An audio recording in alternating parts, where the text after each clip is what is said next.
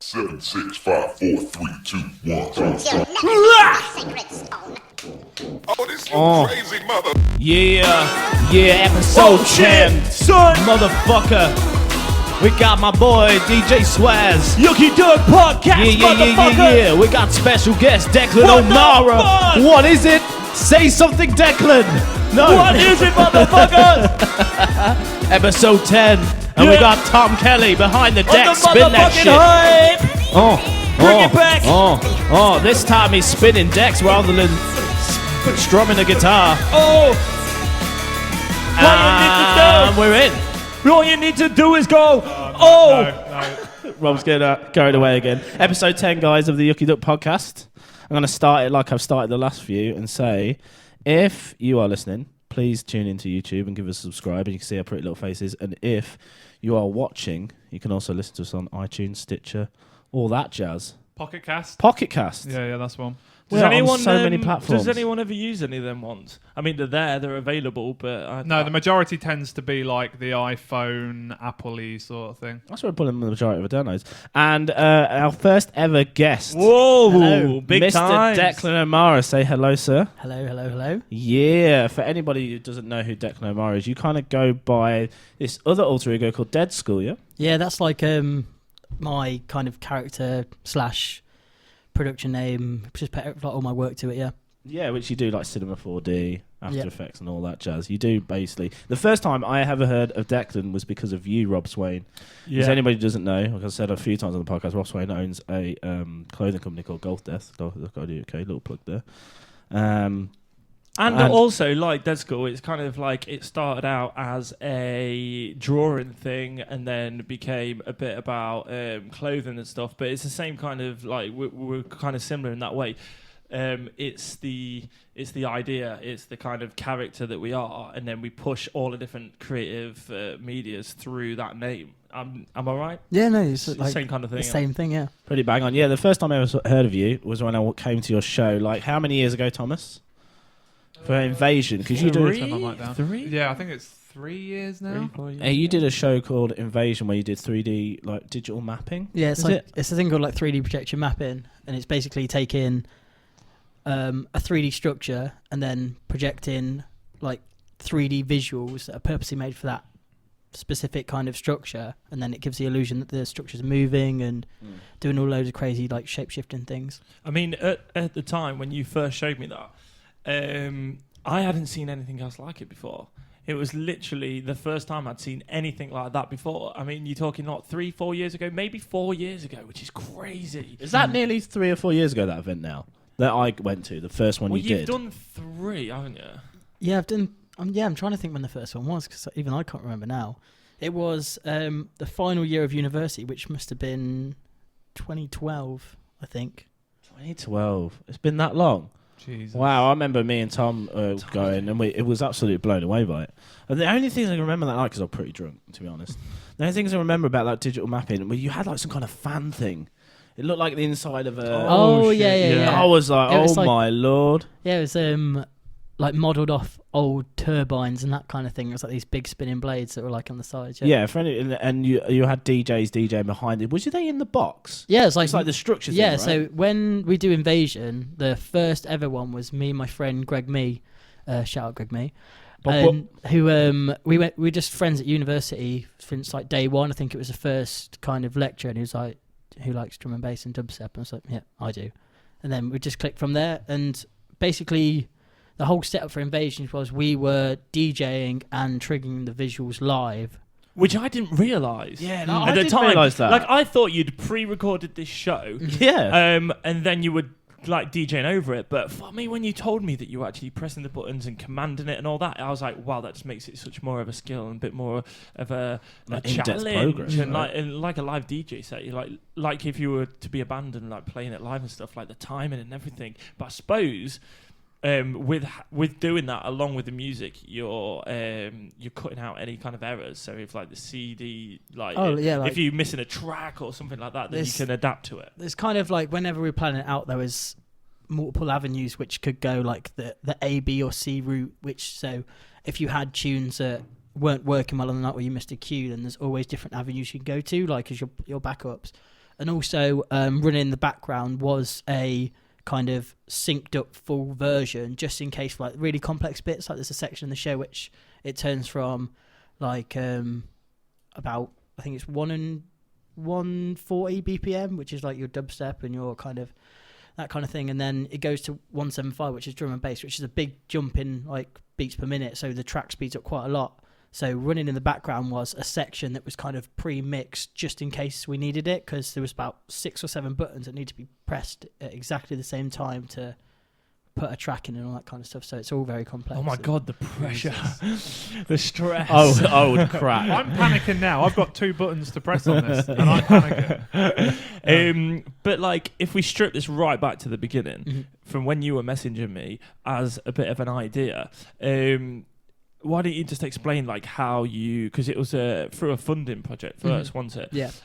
Just explain like how it actually first started, because I remember you coming to me with a little idea and a seed, and then I saw it grow, and it was absolutely fantastic. But yeah, how did it start? Well, from the start of it, kind of, it was just literally like we were in a lecture, and as most lectures went, they weren't that kind of fun or anything like that. So I was doodling away, and I was already kind of experimenting with projectors and that kind of thing, but nothing big, or not even like knowing what 3D projection mapping was, just kind of seeing it and not really being able to understand it. So from there I did this doodle which was like a W, and then I draw like a little box in the middle, and I was like, it'd be good if someone stood in the middle of that and had it kind of like as a setup, because 3D projection mapping at the time, like a good couple of years ago, was still is really new now, like only really kind of specialized companies do it, and people that have just got like a good passion for it. So it started off as a doodle, and then I got talking to my friends and that kind of stuff, and then I spoke to my lecturers and I said, what about this idea of it being this 3D projection mapping show, and like how would that go into university and all that kind of thing. So from that I said, if I can prove that I can do it on a small model, there's no reason why I can't do it on a bigger scale. So that's just what I do with most of my ideas. Is like, if I can do it in front of me, there's no reason why I can't do it in front of 3,000 people on a massive stage, because it's exactly the same thing, it's just bigger. So I asked my friend who worked at Morrison's at the time, and I was like, mate, do you have any cardboard boxes that you've got? He's like, mate, there's tons. That's where you definitely go. Yeah, Morrison's. It was like, there's tons in the Big up Morrison's in the skip. So I got some out the skip, and I put them together in my kitchen, and just started projecting on them. Like, not even the 3D sculpture that I was after, just like blank boxes. Like, I was going to say, like, when you say projecting on them, like from scratch, from like a box, like I'm just imagining a shit projector that you used to at work. Oh, it was it's just like some projector that you plugged into your laptop computer. A really dusty one that was at the back of like how universities have like this thing called student loans where you go rent the equipment and that kind of thing. And this one was like probably 200 quid. Like, it just like really crappy slideshows in 1980s or something like that, and then it just plugged it in and kind of got it working. It was, you'd have to be pitch black for it even to kind of remotely work, so obviously how many years it's been used. And I didn't have any like software or anything like that. I just projected onto it and then started drawing in like I think Photoshop or After Effects, just the outline of this box to see how it'd work, and then I'd move the projector and then you'd see the kind of perspective change and that kind of stuff. You can see it starting to form. Cool. I didn't even think you would start off, like, my brain doesn't work that way, like start off small. I just instantly jumped to, right, how do we get it on this big fucking stage thing? Yeah, but yeah, obviously start off small. I didn't even think like that. Didn't you? Because I remember seeing, I think on your channel, what have you? Haven't you got a video of it in your mum's kitchen or something? Because I remember you literally you sent me a link to it. Yeah, is this shit, here we go. This is the second part. So there's two parts of my uni project. There was the first part of the year and then the second part of the year. This is the second part of the year where I got down what projection mapping was, but the original one, which is it's on my Vimeo as well, and it's Can we get the original one, the first one? Should we do it in order? Yeah, you can do. Yeah, let's have a look. You can find it. Yeah, if anyone listening, we're just pulling we're just looking at some... pulling up your Vimeo. But I love Declan. this. I love like the If you want to start. search this, like Dead School Films on Vimeo. It's if you scroll down, it'll be called Project X 3D projection Oh, mapping. mate, Not that one, the other one. I remember seeing this video ages ago. Yeah, I think I sent you it This because one. I was like all over this. I was like, never seen anything like it Yeah, 'cause before. I posted Right. it, and it was like I was like, oh, I wonder if anybody will watch it. And then it was kind of like all on these big projection mapping forums and that kind of stuff. And I was like, I don't know why. It's just in my mum's living room. This is mad. So this is the start of it. This so was like in the first ever attempt, and this was not using any kind of projection mapping software. So this is like. So I'm guessing you edit your videos in Prem, yeah? Mm-hmm. Big up Prem. Oh boy, This is madness. This Yeah, must is be the weird, first thing like- I saw. for you watching this back, like Yeah, it's because I can just remember that was the day it was due in at university. It was the morning because you can see the light coming through the window as well. So it Are you was- real nitpicky about this now? Not so much then because I had no I still don't have a clue what I'm doing really. Oh, God. And nobody does. No. mate. That's the honestly, if you're driving and you're listening to this, when you get home, just search it out because this is cool stuff. It's like 3D projection mapping on It's boxes. It's mad. Still now, it blows my mind. So you're just seeing loads of what looks like concrete blocks forming together, but obviously it's just projected onto the. It's like some Tron shit. I love how you can see like your mum's lamp and the wallpaper. I had no space to put it anywhere. It was like it's probably as tall as me, and I'm not that tall, so it just This got is chucked in so there. dope. I want to go out now, boys. Yeah, this is it. This is so cool. So I bet after you were doing this and you finished it, you were like, okay, I'm onto something here. I can grow with this. Well, it was kind of saying like looking at it because this was still not using any projection mapping software. This was just working on that day in day out without moving the projector, without moving the boxes. So even if someone came in and started taking them down, I'd have to start from scratch or try and align everything back up. Oh shit! But it was kind of this. It took me about a week just sitting in the room to kind of figure it out because I couldn't really ask anyone because it didn't really exist. YouTube? That's about it. Oh, it's so Oh, good. it's so Mate. cool. Anybody who's listening needs to check out this video. Like that kind of stuff where it actually looks like it's moving forward and pushing back. Yeah, it gives it that real good illusion that it's doing it. Because this stuff's just like all flat stuff. It's the actual 3D movements, like Yeah. with Well, it's things. the shadows of the boxes as well. Mm. They can tell that it's giving that kind of 3D effect. I think it's this one is when I just tried it out, and it's when the boxes move positions, like they swap round. That's madness. So did you learn all this stuff in school? Or No, like- college or... It was basically taking sections of what I've learned from different topics, like, and I think now they are looking towards doing it as a 3D projection mapping course at the university, or there's something towards. Really? So how many 3D projection mapping things exist? Like, because There's- yours was pretty much the... I don't know whether I've seen it before you. I felt like I did, but I was like, no, this is madness. There's that famous like YouTube video that I saw before this. The only thing I could relate it to was like say a town hall somewhere in Germany or something, and they were like making it look like curtains were dropping off this town hall, and then They they'd be project like, on skyscrapers and shit, yeah, like stuff like on big buildings, but like with absolute huge fundings and stuff like that. But that's the only thing I'd seen before. I'd never seen anything like that in that probably style. Dead with that Mouse music. style. Mm, Yeah, there Dead was Mouse has like a kind of box he sits on, doesn't he? Mm. And Yeah, he, that was like the kind of the first projection mapping thing that I found was buildings and that kind of stuff. Like these massive companies like running off 20, 30 people Yeah. are doing like all they do is projection mapping and all that kind of stuff. So trying to reference that Was was hard. something small because I've got no idea how it worked and all that kind of stuff. And like ever since the kind of early test, people were coming up to me like, oh, so how long you been doing it? All that kind of stuff. It's like, mate, I've been doing it a week. I don't know what I'm doing. But for a flipping week to pull something like that out, and on the grandiose scale that you did it when you did Invasion, was just insane. So from that video there to Invasion, how long was the period? I think it was like even though like that section took me a week to do that kind of thing, it was like all the production and all the planning behind it took like a good month or so, like to get my can head around imagine. it. From that, I think it was just looking at it like, says, right, it works in a kind of rough way, so how do we take it to the next bit? And then that's when I was introduced to 3D projection mapping software. So things like I don't know, like Modulate, which is like the most confusing one, which is like the really high end one. And same with Resolume, which is kind of similar, but you can trigger live clips on that one. And then there's this thing called Mad Mapper, which is your box standard kind of point to point thing, and you pull all your kind of sections and you fit it to where you want to go. Where's on like keyframes, things like that. So you would literally just you would get a point there, and you'd call that top corner, and then you'd look at your model and you'd call that top corner. You got to just match it up and that kind of stuff. So it's like say if you've got a circle on the wall and you've got a torch, you've got to get the torch light to fit the circle kind of thing. That's what projection mapping is in a really basic sense. But from that, it was kind of saying, right, it works and that kind of stuff. So what do we do from here? But from that section there, companies and that kind of stuff were already asking me, like, oh, can you do an advert and all that kind of stuff? And What, from that video? Yeah.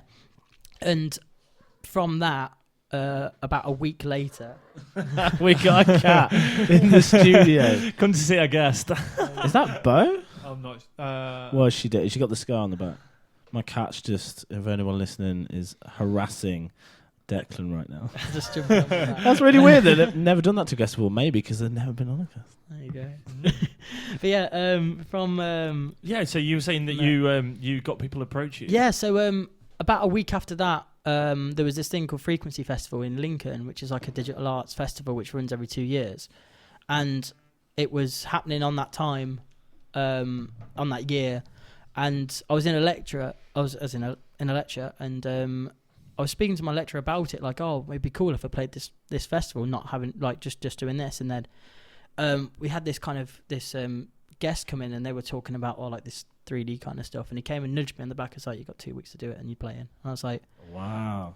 and he was like, well, oh shit. and I was like, I literally was like, shit sinks in. how long's the set? He's like, half an hour. I was like, I've just learned how to do 3 minutes, not half an hour. Yeah, but that's what builds That's character, what you need. man. You need that pressure. You need there. that pressure. We Like were talking anybody about- who we're literally talking We were about talking about this the before. other podcast. Anybody can perform under pressure. Yeah, you need that shit. You need someone to come along and just say, "Yeah, you got 2 weeks." Otherwise, you could have just like probably steadied along, chilled out, and learnt it still. But with this, you're like, right, shit, I need to progress. It's someone quick. saying you've got till here gets me going kind of thing. It's like Yeah. that's what I'm learning to do. But once again, with the same thing that like companies are asking for like adverts and all that kind of stuff, like nightclubs are saying, oh, can we use it as installations and that kind of stuff. Which you would do if you saw that. You're like, right, how can I get punters in? And And then there you was- see yeah. that, like, right, okay, no one's seen this before. I haven't seen this before. Definitely. I want this. I want to be the first in Lincoln that has something like this. So I can totally see why. To be fair.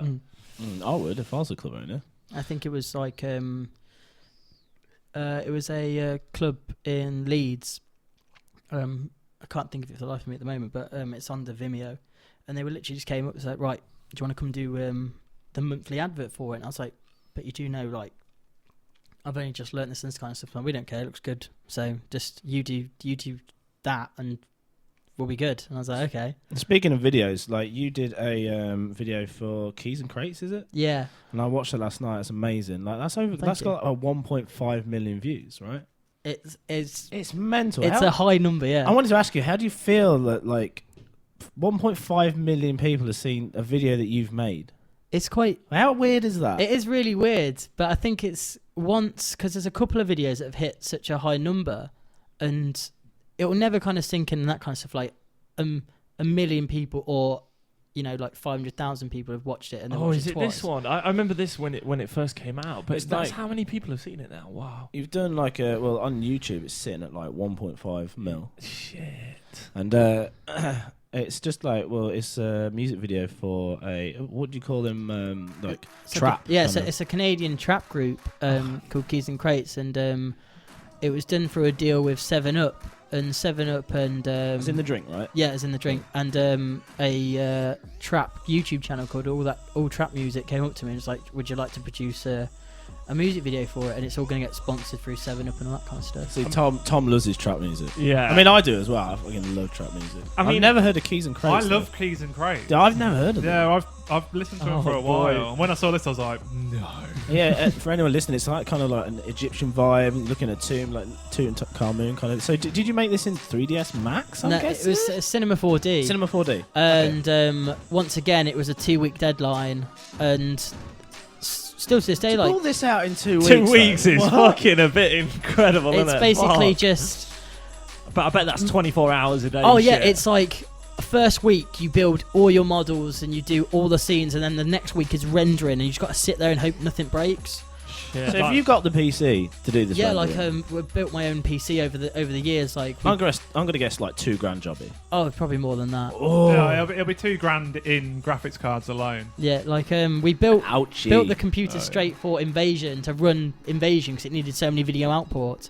And then when I started getting into 3D rendering, like I've only been doing this 2 years. Are we allowed to show this, by the way? We ain't gonna get pulled or anything. Do you Well, own? I mean, you you- own? Well, You I made this. it. So Are you going to pull it? I didn't know whether like Keys and Crates had something over it. Like, yeah, you can't. Well, no, really, but as then long as we'll- we're saying something. And then we'll just say, well, no, we spoke to the guy who actually made the fucker. yeah, I'm so. sure it's cool because like sometimes when I've like uploaded my own work, they'll say, "Oh, it's getting pulled down for copyright," and I'm like, Really? "But how?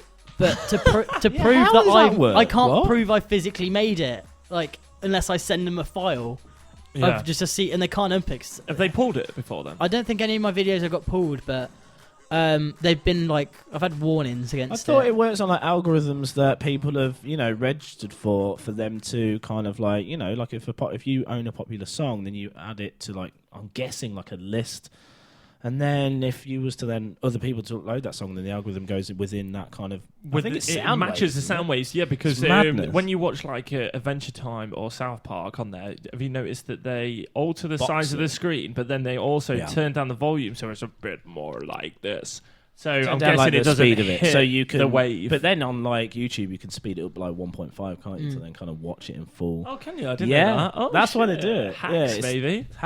It's hacks, but we're not giving away hacks. Here. Do you know what? Like all the years I've known you, I haven't seen you for quite a while, but all the years I've known you and building up to the invasion stuff and what have you, I've never been able to get my head around this shit, man. Like I've seen you like in your raw state in your bedroom, like showing me invasion stuff and like that video there. It looks so fucking real, and I'm like, how do you build that? Because I'm a guy who draws, scans in, Photoshop, so I'm used to that artistic side. But getting it 3D with the shading and then creating something from nothing That's what digitally blows my mind. That's what brings stuff to life as well, like shading. Shading, Yeah. I cannot like stress enough. I mean, to get my head around like how you actually do it, do you pull in like say the image of the drum kit or like the temple or what have you? Are you pulling real life images and then putting filters over them or redrawing them? Like, how does that process work? So with that kind of stuff, like so you start off with the setting and that kind of thing. So when I get the brief and that kind of thing, they'll give me the track, and then I'll write them like, I don't know, about 4 pages of like what's going to happen, all that kind of stuff, just typing out my ideas. But when I listen to music, I can kind of see it already in my head, so I know exactly what it's going to look like. And then, so say if I want to make the tomb, for example, I will go to like Google Images and just go like tombs and all that kind of stuff, and then just from kind of in a weird way memory, like just remember what things look like, and then just start building it from scratch in like modeling. that's mad. So I don't know. It's not like but then obviously I'll go back and check and like and see what it's like. But with that kind of thing, it's just I don't know. Like I'll just put my headphones in, and like 3 hours later, I'll have like this tomb made. So is it like textures and stuff? So you Oh, get yeah. like a brick texture and put it over it, Mhm. and then yeah, How I long kind you of been- get that, but How long have you been working with these programs? Like, Well, I was kind of I'd say I was like fully into Cinema 4D kind of end of university. So when I'm not too sure when it was, probably about a couple of years ago. But ever since, I've just been in and out it every day. Like we didn't even teach Cinema 4D at university. They kind of just taught. I think it was 3ds Max. yeah, And that was for like and then Maya. Maya, They taught that, but we only had about 4 or 5 hours on it, and it was just something that I kind of wanted to get into. But the guy that I ran the person that I ran Invasion with, Greg, he showed me Cinema 4D when I went to university. So it's just going on it every day and sticking to something. Like it just interests me of how things made. Like today, I watched like a 4-hour documentary, or I think it was 2 or 3 hours actually, of how they make fake plants in like CGI. I don't know, I just find it really interesting. But going back to the whole kind of texture thing, like I'll look on the internet and that kind of stuff at images and that kind of thing, and then I'll I'll find an image online, like a really high res file, like a 4K or 5K one, and then I'll put it into Photoshop, and from that I will make like a specular map for how shiny it is. I'll make a depth map for how deep it is. I'll make a diffuse map for where the diffusion is and all that kind of stuff. So you have about 6 or 7 layers for one texture, and then you put that all together, and you've got this thing as well, which takes a little bit longer to make, as a displacement map. So say if you've got like a brick texture and that kind of stuff, and you've got those tiny little cracks and that kind of thing. If you run run like a program, it will identify where those cracks are and make them black, and then the rest of it white. So when you put it into like a displacement channel in your textures, it will actually raise all the surfaces up, so it looks 3D. Cool. But on top of that, then you've got like alpha layers, so you can make it all dirty and all that kind of stuff, and then add all like loads of things. So basically, it's just time and time of layering and yeah, and like put it together. modeling does not take long. Texturing takes like Yeah. 3-4 times as long to get. So something you're perfect. like, when you're modelling it, you're kind of looking at a screen. What you're looking at, like a grey it's like 3D building. grey with like wireframe. So if I did I wish we could see some screenshots and shit. Like, it fascinates me, to be fair. it's basically just geometry. Yeah. And then when you go into the kind of render side of things, like back then I used to use like the in-render for Cinema 4D. So you would build all your scene and that kind of stuff, and you would texture it, and it would only show you like a 1/10 preview of how good it's going to be, and then you press render, and you'd have to wait like 10 or 12 minutes for the frame to render. So that's just a frame. It's not even moving yet, just to see what it looks like. But now rendering is like the beast part of it. It's like something like Pixar haven't got. They've got like different They've units. loads of machines. they've got like a warehouse, A full warehouse of for render render. farms. It's weird you should bring this up, because we were talking about this the other night on TS, and I think Toy Story 3, with all of their server farms and everything, for one frame can take up to 47 hours. Why? One frame, which is literally like 1/24th of a second. Imagine how much rendering goes in that whole film then, if you added it all together. I It's- mean, what's it'd the longest render you've known? Like personally, obviously. Personally, yeah. Personally, I don't know. Like some of my work's taken like a fortnight to render, and that's for like. So that's literally, for anybody who doesn't know what rendering is, it's kind of like how would Loading? you call it? Is it like a It's like load? Yeah, like extracting or finishing up. Like imagine you. It's like How would saying, you analogy? It's like cooking a pie, isn't it? You create the pie. yeah, you create the pie and all that kind of stuff, but You put it in the oven you've to got, bake. You've got a very crap oven, and it takes ages to cook, because the render servers on like those kind of Pixar films, they take still like 3 or 4 years to kind of from idea to finished product. They take years and years and years, but the sole reason is that because they've, like with Pixar, they've got their own rendering program they've made themselves, so they've got their own algorithms to work off, and they understand how it works and that kind of stuff. So that's like the quick method of making animation films, is years, like for a full length. Shit, it's me. Do you reckon then? Do you know, with the skills that you've got, like making that video, do you reckon then you could apply that to making like a 3D cartoon? Could you have a character and then like make it 3D, put the textures on and what have you? Could you make something like that? I'm just going to say, a stab in the dark, that like what you're saying for mapping like people's faces and things like that, I'm guessing that's like 10 billion times hard, like to get like features and Yeah, I think like no matter what in animation, like humans and animals animals are really you can do animals really good now, but humans like close up is still quite difficult to do. Like they're still getting up there and they're still looking really, really good. However, it's not that kind of, you will never get completely fooled. That's not a person. So I think that kind of stuff. But then when you project onto them, you're still going to be able to tell it's not the person. But with like with the kind of like abstract stuff, like mechanical, and there's videos online of face mapping with like tracking, and that's like stupidly clever. we was looking into animation, wasn't we? Yeah, we wanted to make like short animations, and I just we're pressed for time because we're always working. Basically, we're working and doing this now. But when we was on about doing an animation, I was always looking for quick ways to kind of like animate a character. And when you said face mapping, there's like these programs that are coming out now. I think Adobe have got something, maybe, where you can literally make a character, then you have a camera on your face which does it live. And I was like, yes, that's exactly what I flipping want. But that's what I was just looking for. It looked like it could seriously work. To be fair, I mean, you literally like pinpointed the areas and then then you voiced like your script or whatever, and then you could literally stick the drawing on top of. Yeah, technology is something like progressing so fucking fast these days that it's just insane. That's what. But I was always looking for quick, like ways to do it because we didn't, like we said, we didn't have no time. I was like, if we could just like map it out, but that's in the past now because now we've got this podcast to do. Yeah, exactly. I mean, something I've always wanted to do, to be fair. Like, but the style that me and you go for would be pretty rough and not that slick. Yeah, anyway, it'd be like 2D as showy well. thing. It wouldn't even be like. It'd be like sketch show type. So if we've got shit this as well. boy on board, if we're just like, right, we want a really shit, like... Another great thing this boy does, by the way, is like these LED, like wall frame things that yeah. look real. Oh, yeah. I mean, this the- boy hands his... the neon kind of Tom signs. Kelly is on the ball today, Mate, by the way, I've ladies just and literally gentlemen. been sat going through them while you've been talking because I love these. Your new one Is that amazing. Marshmallow? Yeah, that's Can Marshmallow. I ask you a quick question? Do you know who Marshmallow is yet? Do we know this? Yeah, we know who he is. Is it public? I think it's. If I could search on the internet, I'd find out. Oh who yeah, it was. you'd find out. Is on it the someone internet. because I back in the day was massively into dubstep. Like when I first heard dubstep, like I can't remember. It must be like 7 or 8 years ago.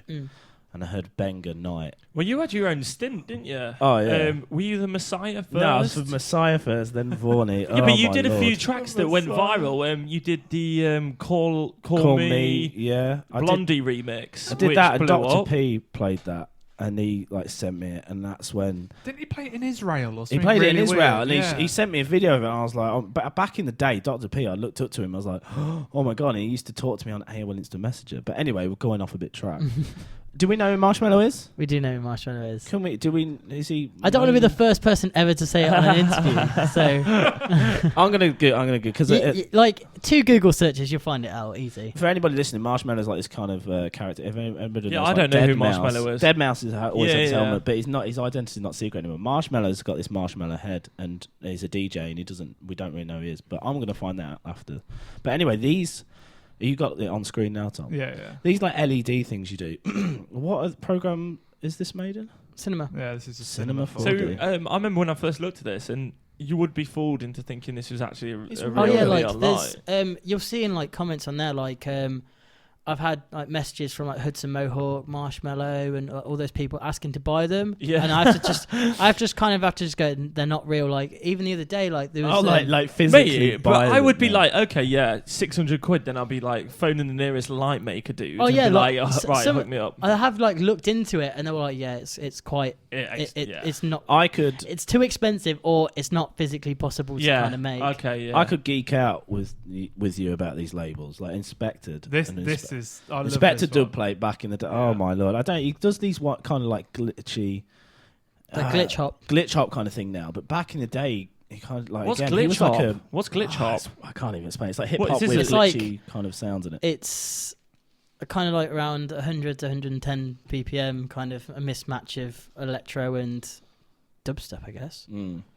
And yeah, I could absolutely geek out about these record labels. You've worked with like what Owsler now, which is something to do with. Am I right in saying that's something to do with Skrillex? Yeah, it's like Skrillex is like little brainchild of a record label. So it's his interpretation of getting friends and really good music and really good art and making kind of like it's not even a label anymore. It's more like a movement. So it's kind of like it's Dead kind of- Skull, like kind of like a thing. Yeah, it's- somewhere it's- to it's a- put his it's- creative. It's kind of like a more of a label in the sense of a label on something, not like a music label, because that's its kind of foundations, but it's branched off to so many different That's things. the great now. thing about social media. It can become like not just a label. It can become like a family. It become like an art project. It become like a almost not. I don't want to say religion, but like kind of like a.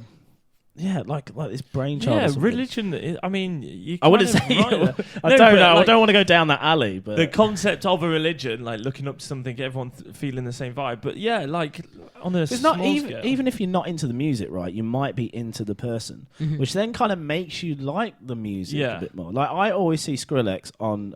I remember first hearing Skrillex. I remember hearing when I used to DJ, and I got sent a Skrillex track, and it was that Nice Sprites, Scary Monsters, and Nice Yeah. Sprites. And when I first heard that, I thought this guy's just changed the absolute game, like of dubstep forever. Because before that, it was like this kind of like hollowy bassy, and it was really good. And we didn't even see this like dirty. Well, I didn't anyway. I didn't even see this dirty, gritty, nasty side. And coming from like background where I used to love like heavy rock and metal, like Metallica and like Slayer, I got into like electronic music through like dubstep. Well, that's kind of what he did as well, isn't it? Yeah, well, because it was from first to last. Yeah. Skrillex wasn't it? Yeah, I remember, or Sonny Moore. I remember him. I remember, like I say, hearing that song, and I just lost my absolute shit. I was like, and I played that like live, and everybody was losing their shit, and I was like, this is the fucking future of like dubstep, and it carried on for like until it got watered down. Mm-hmm. But then he changed with the scene as well, didn't he? Yeah, Skrillex carried on to be like he kind of like. Yeah, I would say moved with the scene rather than like fight back, and he kind of like I don't know. Now he's working with like massive. Like you could, I think you could ask anybody who Skrillex is, everyone, and everybody kind of everyone would know. I mean, have you worked alongside Skrillex or something that? Have you just come back from?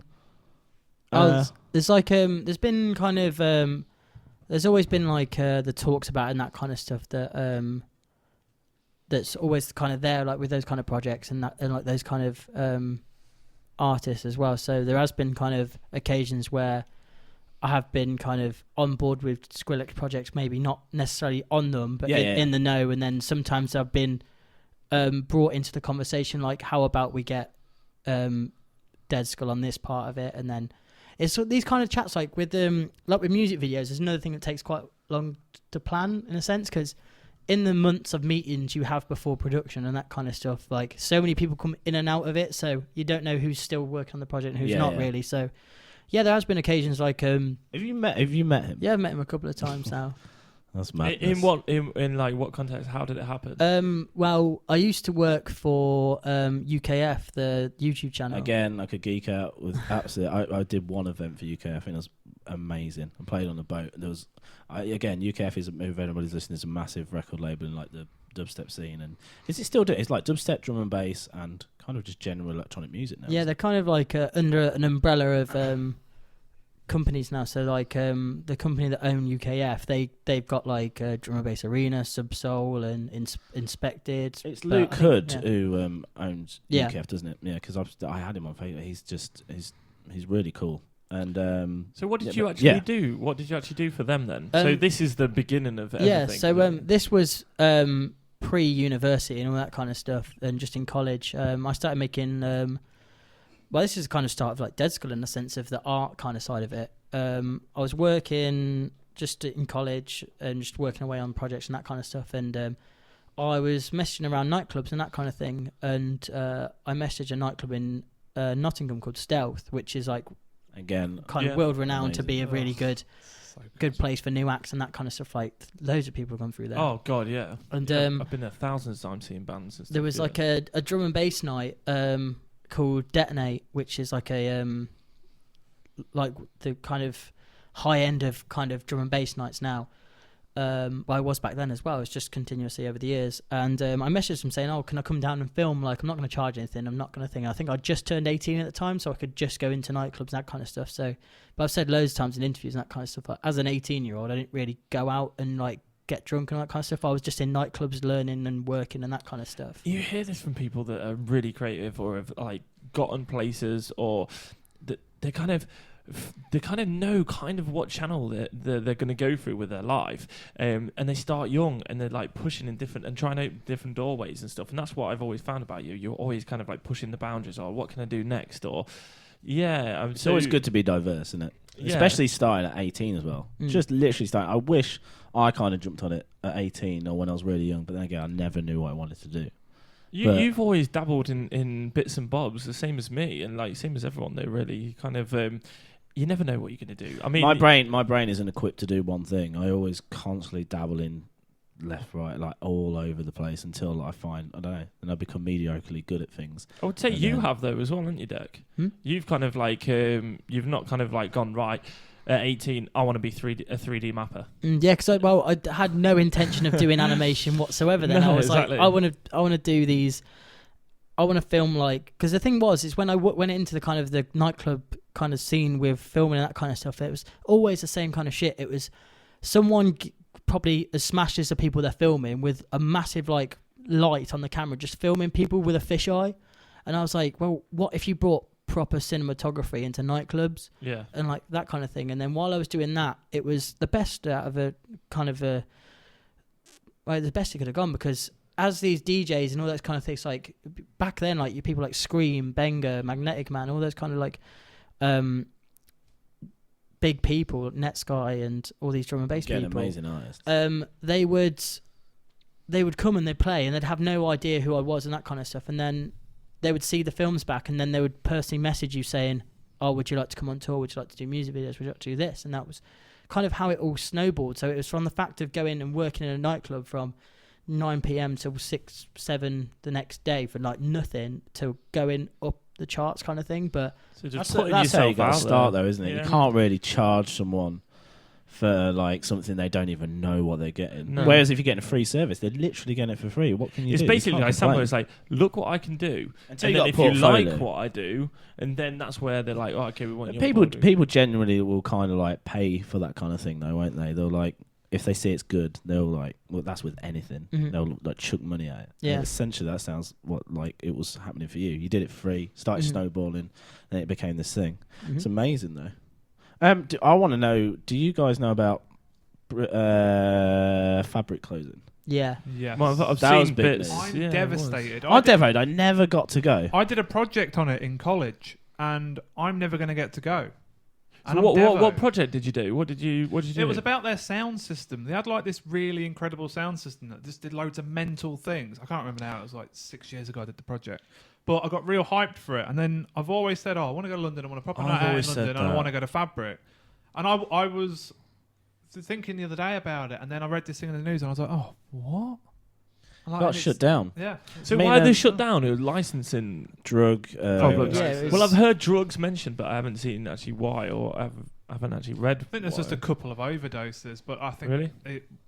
I think it quite kept happening or something You like ever, that. you ever played in Fabric, or you ever been? I've been to Fabric like quite a few times, but Really? I never had like the privilege of playing there. I always dreamed about playing Fabric when I was like DJing.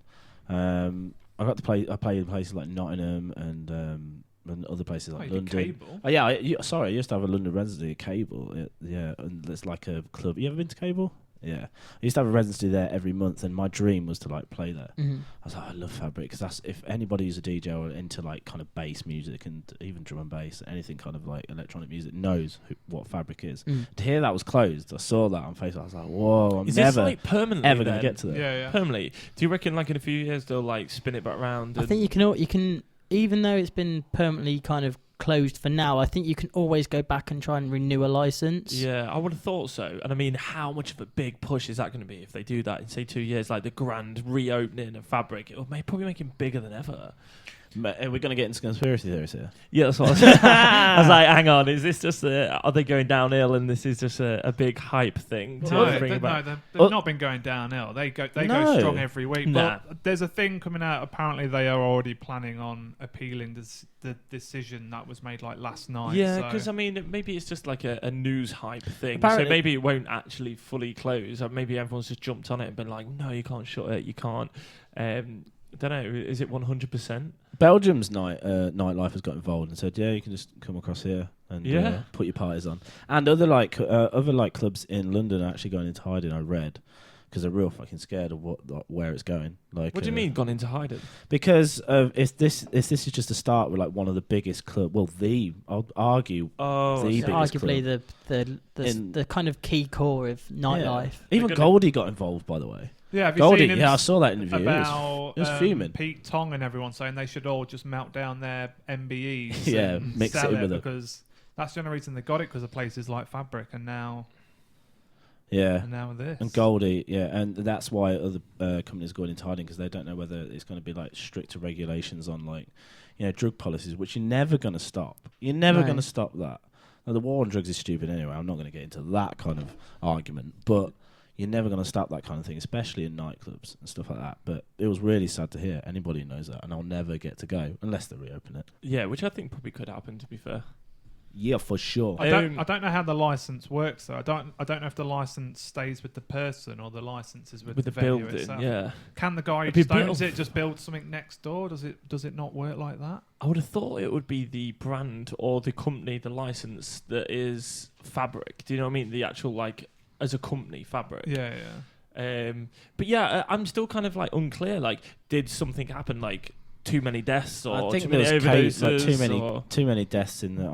What I'm reading here, it just says that the council concluded that it had a culture of drug use which staff were incapable of controlling, and then must have been pretty serious then to shut it down. But there was 2 deaths earlier this year. But the thing is, like, going to Fabric and that kind of stuff, like even walking in, you had to get through. There was so many checks and that kind of stuff. So I don't know if it's just a kind of they kind of ignored warnings or anything like that. But every time I've gone into Fabric, you'd get fully searched down because you've got to think of like it's not just a drug use and kind of those kind of things like knife crime and all that kind of stuff. Especially being in London. And you went through like metal detectors and you had like 3 searches and like you got fully patted down every. So I can't see how they say unless it was internal, unless it was like an internal thing like selling drugs once you're in there. Because can you imagine like the opportunity you can have there? So if everyone's been stripped of the drugs, like if the staff could then sell drugs in there, they're onto a bit of a winner there, aren't they? Do you know what I mean? If it was done internally and selling internally. Well, that's probably what it means by staff incapable of controlling it. Because they're the guys that are enabling it. But we can't say. Oh, we're speculating. But I mean... even when I was doing my residency at Cable, I got checked every time. Yeah, I couldn't just walk in. The 2 times I went down with you, I got patted down and all sorts. Everywhere in the world, though, like you go with your DJ bag and they want to see every kind of nook and cranny in there that could be hiding anything, especially like even like hats and stuff. Like you take your hat off and they have a good search of your hat and that kind of thing. I mean, it's the person. It's like the best kind of cover up, really. Like I'm a DJ. Yeah, I'm on tour. I'm here one night. The next. I mean, if you wanted to be a drug smuggler or a drug mule, then it's kind of an easy. Rob, you sound like you've versed in this shit. You sound like sound like someone's done it before. But just, I would say one thing about shutting Fabric is not going to stop it happening anywhere in the world. Like it's, if anything, it's going to like not provoke it in a way, but I'd like to hear the reasonings. I'd really like to delve into that. Maybe they're making an example out of it. Like you said, the other clubs in London will maybe go and hide in it, or say, right, okay, let's knock this on the head because we are going to get screwed over like Fabric. Like, have they used Fabric as an example? Do you know what I mean? Could be. They could have just made an example out of Fabric. Like being... Well, reading here, they did also have 4 deaths in 2014. So there's quite a few people dying at Fabric. What do you do then? What do you mean? If you're like a concerned citizen for this kind of like... So if there's a lot of people dying in this club, what do you do? Leave it open? Do you shut it down? Do you give them a ban? You'd have to shut it down. Well, but according to this, they had their license reviewed in 2014, and it must have been allowed open or kept open or something. But and then it kept happening. Yeah, it happened again. Said, like they've had the warning. Yeah, and it's happened again. So maybe. But I was having this conversation the other day about when it was kind of the speculation, but people die at festivals every year, but festivals are still going. It's becoming more and more common though. Like it's not even a shock though. Literally, like this year, you had tea in the park. 2 people died. Really? What was just happened? Leeds and Reading. Leeds and Reading, a young girl died. Someone at Boomtown died. Someone at Boomtown died. I mean, I've never known that before. Like last year, maybe 1 or 2. Like someone got stabbed at Tea in the Park last year, didn't they? Tea in the Park, people dying. Like so many people dying. Just playing devil's advocate here, like. Could you argue that's because it's a much larger venue, therefore you allow... I'm not saying like allow for people to die, but in a loose term, kind of like, the chances of it happening are more. I don't know. But I think if they wait up with Fabric, they're saying that over the years, so many people have died, but you could argue the same case of festivals. I mean, at Glastonbury, like... 4 children are probably born every year. 5 people die. Like it's loads of shit because of like there's 200,000 people there. So the chances of something happening there. I wonder what they die of mostly. Is it being one? I'm going to guess One, the top drugs. one's drugs. Yeah. And Two, then you being could have- crushed, maybe. Crushed medical issues that you already have. What's the worst thing you could die of at a festival? Face Going down down in in the mud. Like, yeah, and the mud, like suffocation from mud. Suffocation in the mud, which you see a lot of people that you have to pull out of the mud. And, like, It's just, drowning yeah, in it's mud. just these people that get absolutely like batshit crazy Yeah. drunk, and they just go and All lie in the out mud. But you on don't. the first night. But it's literally like, why are you jumping in the mud? It's Wednesday. We're going home Monday. Yeah. Because What? they're mad. But They're it's, mental. it's like Because they literally are.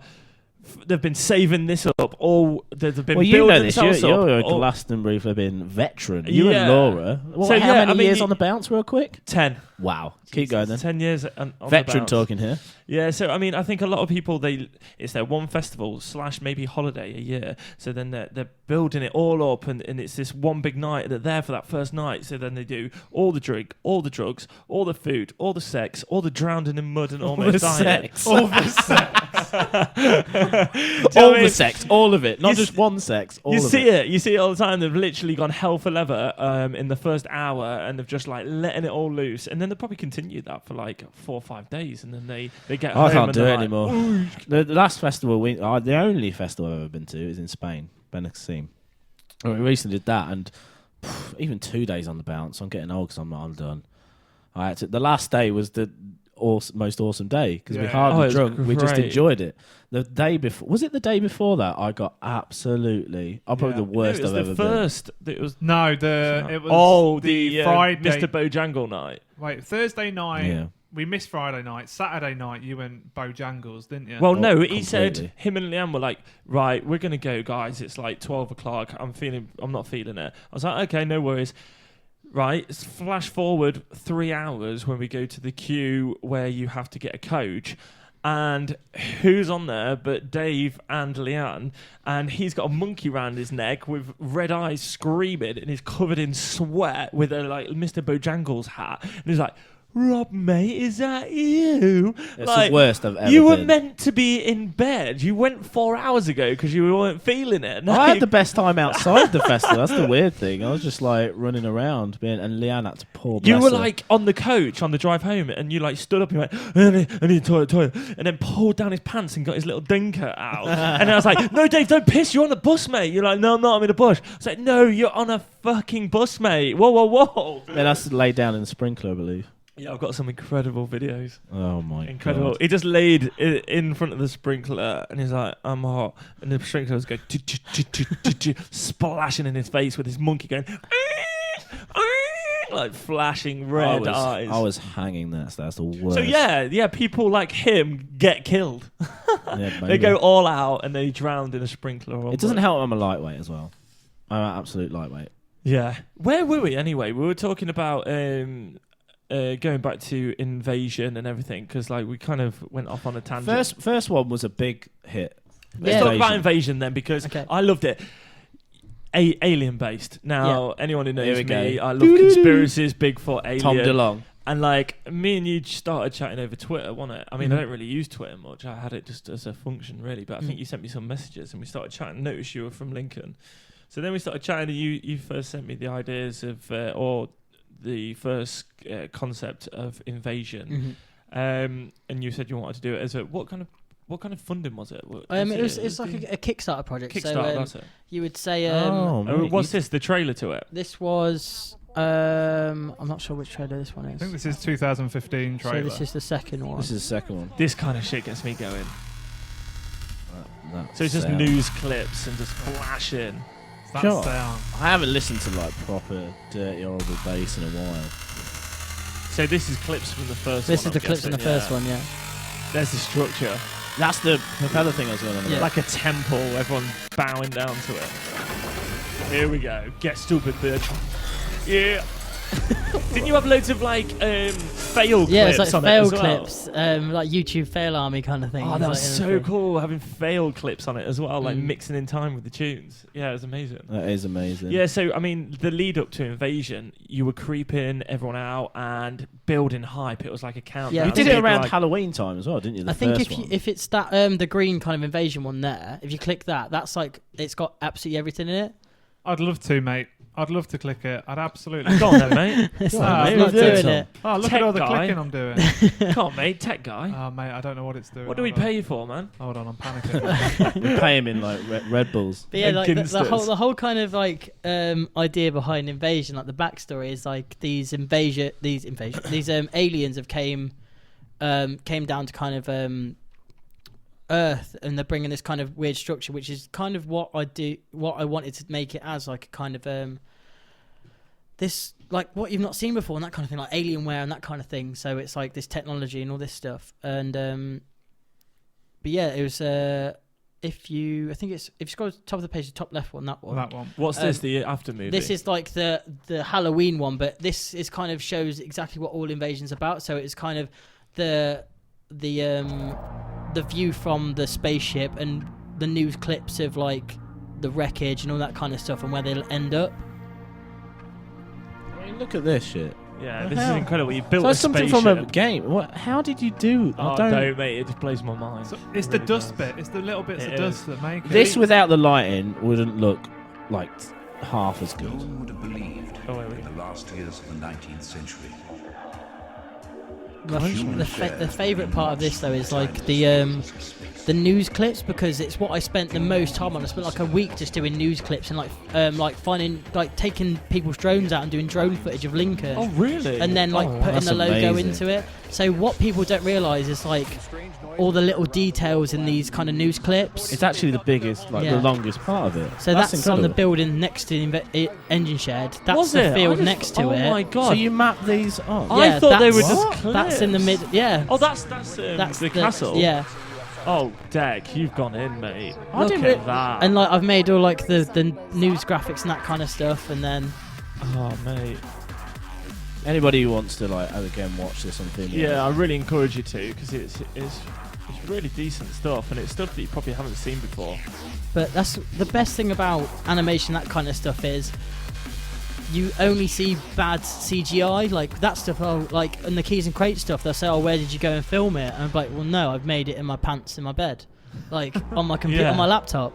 So that's the best kind of reaction of like, and when people, and especially high-profile DJs, ask you, "Oh, can I get this sign or can I get this?" and that kind of stuff, and it's like, well, it doesn't exist. It's fictional. It doesn't. So basically, the possibilities of what you create is endless, because Yeah, it's you can- only in your brains. Because It's- like people that are filmmakers, they're limited, because like, okay, we need to scout this location. Like, oh, I'm not near a mountain, or I'm not near this underground base, or whatever. Like, honestly, if I could build something that I've had an idea or a thought of, and then go forward and build that, oh, it may be so good. Yeah, it's just especially with a project I'm working on at the moment, which is probably one of my highest profile things at the moment, and it's for a online TV kind of show at the moment, which not really allowed to put much out I was about going to it. say, yeah. But You don't have to. it's So this is what you're working on at yeah, the well, minute. it's like I'm working on loads of little things, but this is probably what I'm most excited about, and it's kind of, it's getting to that point where I'm looking at it and going, this can't get any like more real than I'm trying to put into it. So when people are watching it, I want them to not even think that it's made by a computer, and then at the end just put CGI and then credits. and then people were like, "What? Yeah, Huh?" that's like the best. That's, I don't know. It's kind of because you slave away for so many weeks on end and no one even knows it. That's the best part of it. It's Yeah. the shit part and the great part. It's like that clip we've just seen there, when you said I've actually took a drone out and done that drone footage. Like, so what's the difference between that and then you like getting a found clip of a field? Do you know what I mean? And then putting the CGI on top. So what are you getting out of that, and what are we getting out of that? I think it's just with doing it yourself, then you know how to do it for future references, because I see a lot of people in this kind of stuff, like especially a lot of artists, like young artists and Instagram people, they'll buy models offline, they'll buy on pre-texture, they'll just put lighting around them. Same as people that buy loop packs and plug in presets for like music and that kind of stuff. Like, it's fair and well getting to the end point, but surely you want to know how to make it so you can customize it to yourself. And that's the difference between an amateur kind of artist and someone who's ahead of their game. You can kind of tell.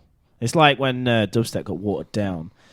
like towards the end, I could tell when something just wasn't original, and I was like, ugh. And I guess that's the same with like projection mapping and the stuff you do, like little things like that, little details that you don't even know. When you tell us, it's like, oh my god, you made that. It's the little things that's what make it like stand out from the rest, like the little touches. So there's something that I've kind of always kept to myself. I've told a couple of people and that kind of thing, and all my videos, it's the same as I got the idea from Pixar. All my videos exist in the same universe, so each video follows on for the next. So in the Invasion trailers, you will see a coin from the Egyptian video. Oh my god! Just on the side. Really? Brilliant.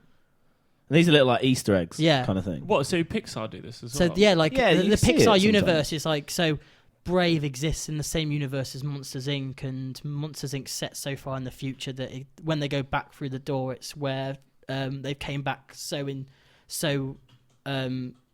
into the future and a fish can talk and all this kind of stuff. It's You like kind of link your shit together. it's like mad. There's a thing called the Pixar theory, which is like a good, I think, a 9,000 word PDF, which just you read it all and you're like, shit, Wow. it exists.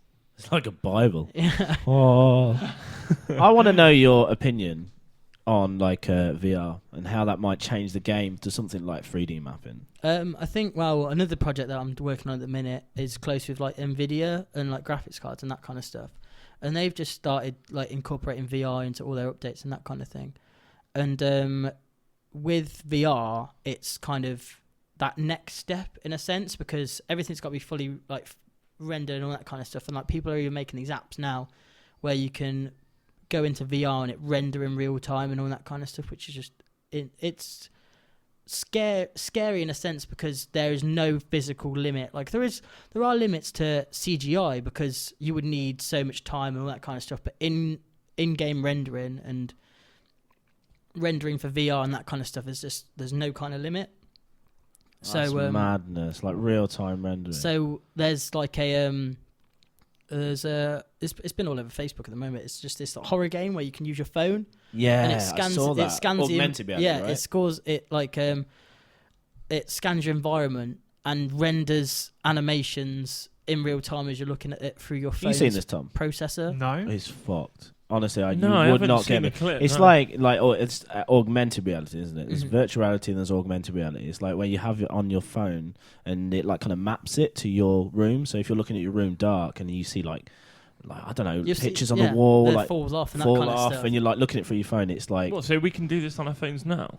Yeah, I mean, is it? I don't think it's in alpha at the minute, but you can possibly do it. Have soon. you tried VR? Yeah, like I've tried the VR Funhouse, which is Nvidia's kind of flagship example. So when they've got the VR gear in, like the HTCs and all that kind of stuff, they'll play it through this Nvidia Funhouse, which is basically like carnival games. Yeah, I've seen that, I believe. And it's weird in a sense because after a few hours of playing it, you get so used to it and that kind of stuff, and then It strips away reality, right? yeah, like it's just another level. Because I tried it because Softie's actually got Oculus Rift. You've tried it as well, Tom, haven't you? You've Yeah, tried I've HTC done- Vive. Yeah, I've used the Vive. Yeah. I've used the Oculus Rift, and it blew me away. I just couldn't believe it when I first got it on. I was like, Oh "This God, I'm is." dying to But the do video it. should be up. Like I need to put it up. I've edited and everything. Oh, like really? YuckyDuck thing. It just needs to go up. But it's just insane. I sat right here doing it, and it felt like this table fucking wasn't here.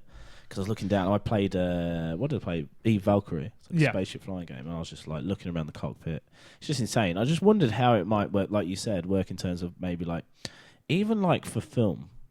Like if you was to do like I don't know an animated film, you could like essentially what I feel like you could do is like you could direct characters in a room where you're like in a virtual room with them, and you can direct and use them to shape and model in a room in a real setting and place a virtual camera in like this room in space. Yeah, how it kind of works is you have your scene. Like with most of my scenes are only kind of like movie sets are only kind of one way. Like if you move the camera, if you turn the camera around, there'd be nothing there, and if you put the camera behind the models, it'll just be all crappily made and like there'd be loads of imperfections because. As CG artists, we're only making what you can see. Because what's the point in making something behind things? Yeah. But with VR, as long as you make it in a 360 degree kind of, so it's basically making a scene as you would if you were standing there, Yeah. and you put a spherical camera in the middle, and then that allows the information to be rendered out in a kind of panoramic setting, and then it's stitched together in VR. That's what. And then it's when you look around and that kind of stuff. Because I've done like I got approached by a couple of people about doing VR about a year ago, but I said, yeah, I'll give it a go. But I had no idea getting it around my head and that kind of stuff. But then when someone showed me, look, it's simple as putting this camera in there, it's kind of, you can do endless things. And this project opens up a door, right? Yeah. It's just opened up a whole new door to a whole new world of possibilities. It's because you've got to think of it in a sense of, especially with I don't know, in a sense of projection mapping, because projection, you could do VR kind of projection mapping, but there would have to be a way of there have to be a way of seeing through the lens to kind of get, because I think 3D projection mapping's got to just stay where it is, really. Yeah. What about like augmented? Like if everyone's got an iPhone or some sort of smartphone these days. Imagine it. Then again, you'd have to. I was just thinking like a crowd of people could have their phone in front of them or something, because you're not essentially going to get everyone with a VR headset on in a nightclub. But everybody has a phone. But then they'll have to put the phone in front of them. And it just it breaks the whole kind of thing down. So I think like with the VR stuff, what they're onto at the minute, like trying to do these kind of movies and that kind of stuff, that it is possible to do, like I'd say a short film or kind of like a 20-minute film in VR, but it's kind of, how would you get from scene to scene as you would do in a movie? It just cuts, but how would you do that in VR without, you could like dissolve the scenes in like multiple ways and like transfer each object. Imagine what films are going to be like. Because when they took pictures, they didn't know the first thing that was invented was cameras, obviously, like still cameras. And which took like 20 minutes to take a photo or something. You had to sit there, and then that slowly progressed into film. I mean, you can't imagine how you would even I'm guessing it's like the transition between like pictures to film. You can't imagine how. Okay, so we can probably make moving images if we take into a movie. Hundreds of pictures. And now we're like at a stage now where we're in VR and virtual world, where we're like, well, we know movies, but imagine if you was in that movie. And we can't quite see it yet, but we're knocking on the door. Yeah, that to me is like insane. We'll be probably watching. We can't even think of how we'll be watching movies in, I'd say, like 20, 30 years, because it's only going to get quicker. Well, yeah, if you think the internet's only been around like 15, 20 years, like properly, yeah, in a commercial sense, like. Do you think then now, talking about VR, are you thinking that, right, I need to kind of get my head into this because it can blow up in the next 2 years, and then I'm going to have all these potential jobs and I want to be ahead of the game? Well, in a sense, it's kind of same as going through projection mapping. You take all the kind of tools you already know and you just kind of alter them a tiny little bit. So same with VR, it's making 3D scenes like I would for any kind of video, but just putting a different camera in. But then you've got a kind of, I see it as a longer process, because to preview how it's going to look, you're not just doing one frame, you're doing a frame that's in 360 degrees. So the workflow would be very complex. Like how would you, like, I don't know personally, but I'm sure there's ways out there, like working on a scene whilst wearing VR headsets to look what it looks like. Shit, yeah. And especially if you use, like, there's a program I use called Octane Render, which does it in real time. So, but there's kind of that lag and it's really low textures and that kind of stuff, but real time. So it's like saying we were wearing VR now and me just going, all right, I'm going to change the texture of this table, just give me a second, and then we'll go, oh, well, I like that Would one. we all be able to see it then? Wait, mate, that's the thing, yeah. I don't know how you would go about it. We're going to be podcasting VR one day, mate. We could have guests on and they be here in a virtual world, but not here. Can you have two people in a? Because I don't know this. Like, if so, right now, like Softie's VR set or Oculus. If I had an Oculus, you had an Oculus right now into his computer playing one game. Can you see each other? Not into one computer. That's not possible yet. I don't think that's. Because that'd be amazing. So me and you it's got this happen on now, and we're like, "Hey, bro," and you're all in your fucking army gear or whatever, and we're like, "Right, let's people, go kill these thingies," and we run off together. And because you've got those things like so it's good. like with I was watching a product testing of the HoloLens today, and that's just another thing, because it's like that's augmented reality plus extra it's. I think that's going to be the bigger thing, because what it's more this? accessible. What's that? So you got two things. You got virtual reality, right? Then you got augmented reality, where virtual reality is like you're in it, you got a headset on, it strips away complete. But augmented is like you're still your own reality. It's like mapping through a thing. So I've heard about these, like, say, do you know, like paintballing? Mm-hmm. So you go to this like unit where they've got like little ramps, little barrels and stuff like that, like you would Laser Quest or something like that. But then you put the VR set on and the surroundings match. So a bit like 3D mapping. So you've got a plain box, but then that box is actually like, say, a tank or something like that. So that's the thing. Yeah, that's like how that runs is like having the environment will be scanned and that kind of stuff, and then you'll have there'll be some form of tracking on the headset compared to the tracking sensors around the environment, and it will just be updating like in milliseconds to program where you are and that kind of thing. But that's just a whole different kettle of fish. So much fun. They're already doing it they've already done it for a fair ride, haven't they? Where you put VR headset on whilst you're on a ride, and you could be on, like, imagine Air, right? Let's just say, for example.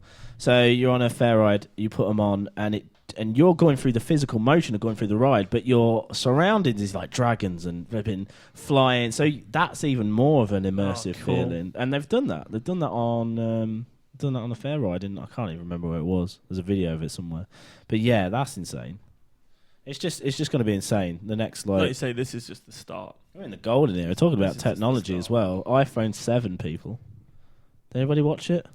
I didn't sit and watch 2 hours. Mate, I watched the whole key. I watched the I'd whole love keynote, to. yeah. I've seen one before, but I'd love to. Tom, pull up the 107 seconds. I only had 137 seconds, so to spare today. Is it 137? I can't remember. 107, yeah. I'm just pulling it sorry, up now.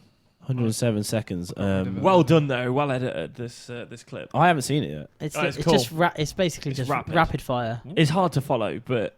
Oh yeah, like you would have to go into an article to see what's actually happened, but it will spark like your interest. So saying there's a new this, and Anybody can't see it. Just 107 seconds. Apple. Although Don't blink. Actually, the clip is actually 158. So that's 1 minute 58. Oh. Yeah, but yeah. That's it. Here we go. I haven't seen this yet. This is so cool. iPhone 7, people. What? It's quite hard to follow, isn't it? Look how simple the editing is, though. Here it is. It looks like it's got. By the way, I'm just an rounder Apple edges fanboy as well. It's got quite rounded edges this time. I don't like the camera bump on it. I think it looks ugly. You've got to love their marketing, though, Tom. Can't fault it. 2 speakers. Totally new. Oh, this is interesting. Low light. The low light camera thing. is Low light incredible. camera, yeah. Zoom camera. And it's water resistant, That's guys. insane. Very handy. But like, what are we not liking about this? I think it's the wireless headphones that's going to be the nightmare part. We were talking about this before the podcast started. Mate, but it's courage, yeah? They're doing it because they are brave enough. It's just the fact that you've got to carry an adapter in case you want to use your headphones. You've got to carry this wireless headphones, which have only got a 5-hour charge. And you've got to carry a charge with you. Yeah. Your pockets are going to be full of stuff. What I want to know is how you're going to charge and listen to music at the same Well, time. they'll probably You bring just out can't. an adapter. They're already in talks of bringing out an adapter. There's going to be like There'll be some an adapter, third so- party already on it. Like, yeah, you can do this and this and this, and it'll only last like a week, and then you have to buy a new one. It's going to be from Apple, and it'll be like they'll say, "Oh, it's going to start off at a really cheap price of like £100." Or But you something. need this adapter that then plugs into that adapter, Yeah. which then plugs into your headphones. They'll probably Which charge takes your phone, away yeah. the point of being Oh, kind of wireless. Which is Yeah. what we said when you went to the shop. We were like, okay, so they've made it into this this wire-free zone, or they've condensed the But jack added lead loads into of- this charger. But then you need a lightning cable that then splits off into a charger, that then splits off into an aux cable. So it's like, It's fucking madness, but I am absolutely still buying it. oh yeah, it's It's absolutely just beautiful. the one thing that everybody overlooks about the Apple thing. Same with all the products and that kind of stuff throughout the line. Is like, oh yeah, it's this new fancy kind of new shape. All your accessories are obsolete now to this new phone. Like I've got a lens on my phone which I take on and off. like a fisheye. Yeah, like it's like a. Wide angle? I'll show you here. It's called a moment lens, and it's a nice plug. What? And, What? And you just like carry this around? Yeah, just carry it around because it makes things so much better. Oh, snap! I'll show So you. is it fisheye or It's is like it just it's clear not. It doesn't distort or anything like that. It's just Okay. an 18mm lens. Is it? Oh, Is a nice. moment the one Casey Neistat? Yeah, Casey. And then Oh my you've got lord. like this bracket Oh, built wow. into your phone, and then you literally just Oh, so screw you it have to on have and a that kind proper of stuff. case for it. Yeah, like, or you can get, For your phone. or when you buy the lens, it comes with like an adhesive strip which you put over the top of your phone. But mine fell off like a couple of times. That case is very cool though. I Is like that a that. battery case as well? It's got a shutter button so you can take things like a Oh thingy, shit! Game changer. and it's like, but it's enabled with Declan Bluetooth. changing So. the game. But yeah, at this that. is like Apple have just started stocking this, but I'm sure Moment know about the iPhone 7 and all that kind of stuff. But with that new camera bump, like you won't be able to use this or anything like that. And same with cases as well. And you'd have to buy. It's basically saying, right, yeah, it's all this new cool design, but you've got to re-buy everything to use a Yeah. phone. I mean, but that's like the PlayStation when they bring out new stuff. Like, you need new chargers, you need the new controllers, you need new discs, you need new Yeah, games. they don't. They often don't go backwards. Do they go backwards compatibility now with the games? Not with I think the they're PlayStation. remaking the game with the with some Xbox. things. Well, yeah, you've got. That's to buy one it thing in Nintendo always did well. You can always. They even put like old controller inputs in like the Nintendo Wii, so you can play like the GameCube flipping controllers in the Wii things. They was always wicked at that That's kind of nice. stuff. I like that. I love that. I do love that. But Have you seen like, the new Mario game that for IS? yeah, Mario Tap is coming it or out something? soon? Mario Run. I'm not Mario sold. Run. It's basically Temple Run and Flappy Yeah. Bird have had a kid. What is it? Called I it wish- Mario. Flappy I wish Bird, they but just- Mario. I But wish you know, they just like added- Temple Run. Oh yeah, yeah. It's yeah. like that, Oh, but yeah. from the perspective of Flappy Bird. And it's kind of like the old kind of, what was it? There used to be like a Running Man game on like Game Boys where you used to jump over like birds and stuff, and then when you hit it would restart. So Yeah. it's kind of like that in a sense, but Nintendo themed. But Mario, because it's got Mario on it. They, Everyone Yeah. will go what nuts made for me it. what made me feel a bit disgusting is when they tried marketing it as like, and you can play it one-handed, and you know, like it's a revolutionary thing. Like, oh, it's just a tap, and it just didn't feel. I was like, come on, like, Yeah, if out of a Mario game, I want at least go backwards, forwards, and have like just give me a control pad on the actual touchscreen. And if it was Mario, I'd be so. I don't know whether I'm just a Nintendo fanboy. But I just wasn't sold on the Mario Tap thing. It looks great. We'll see looks when it comes amazing. out. Look, we'll flash forward a couple of months and it'll be absolutely freaking out about it. Absolutely I've already subscribed to when it's going to come out on the App Store because Okay, you can like yeah. give it like You let can, me yeah, I saw notify it. that. Yeah, I was like, yeah, notify me then. I'll give it a go if it's free. But When's is it it going to be out? free? yeah, I would have thought so. They might do in-app. If they didn't, purchases. if they didn't a keynote, you would think it's free with in-app purchases. This must be. Did you get on the whole Pokemon Go thing? I haven't touched it. because quite a brave move. because you're not a Pokemon Go Why? fan. It's Yeah. no, I love Pokemon and all that kind of stuff, but I think that going back to like to sound like such a nerd, like with artwork and stuff, Yeah, it's go like, I on. don't want to waste my time. Yeah. I like. That is very fucking grown up. You know, well, basically, it's kind of like the dedication that you had when you were 18. That you were like, hang on, I've got like other goals in my sights, and I can actually progress my life. Mate, without I applaud wasting you, it on sir. a It's game. it's not like that. Like I'd love to play Pokemon Go and all that kind of stuff, but like if I'm out there playing Pokemon Go, how am I going to make my next piece of artwork? It's not like standing like anything. Like I'll watch Pokemon while I work, just on the TV, Yeah. Yeah. because then it's two birds with one Well, stone. Really. I just asked because I know you do a lot of traveling, so I was thinking, oh, maybe when you're just like walking around and stuff like that, you'd be able to. Angry Birds Star Wars is the game of choice on planes. Oh, nice! I haven't It's- touched Angry Birds in a while. It's Mate, basically Angry Birds I was addicted to. it's going Yeah. like back. It's just kind of going back to the kind of simple things and like Limbo, like iOS Limbo, and like that kind of stuff of those kind of games, like simple kind of 2D drag and drop, those kind of games. Like they're the time killers because you'll get you'll be bossing all the levels, then you'll get to Yeah. that one, and it's like I've been on this level for like 70 years. Yeah. They are annoying. That goes. This actually segues into a subject because I was rooting deep into your Instagram and I saw you posted the picture. I can't remember how long ago of a Game Boy camera and Oh yeah. and even the comments I was reading because anybody who knows me, I rabbit on about the best Christmas present I ever got was from my mum and dad. It was a Game Boy camera, and I lost my absolute shit. And then not only that, out of the next box and said, "Now open this one." It was the fucking printer, and I lost my fucking mind when I was Had a like kid. a USB cable to like. It wasn't even USB. It was like. It's weird. So Cable, what did you right? actually print out of the Game Boy? It's basically your you. face Yeah, you it could- was kind of like. Oh shit! Have yeah, you I ever been remember. to those? You know when you go to arcades and it's like sketch your portrait kind Yeah. of thing. It looked It was like that that. Yeah, and it was. I don't think I ever saw one. In Mate, real it's life, ahead to of be the honest. curve. Like I was like, I can put my fucking face in a game. It was just like one of those shitty. Yeah, like it's not even it's just a square thing on top of this this like 2D character. Yeah, and you went did like mental. 3 poses. Was this You for had to the take Game 3. Boy Color? No, this was still in. Was This it was still the this old was still school? like.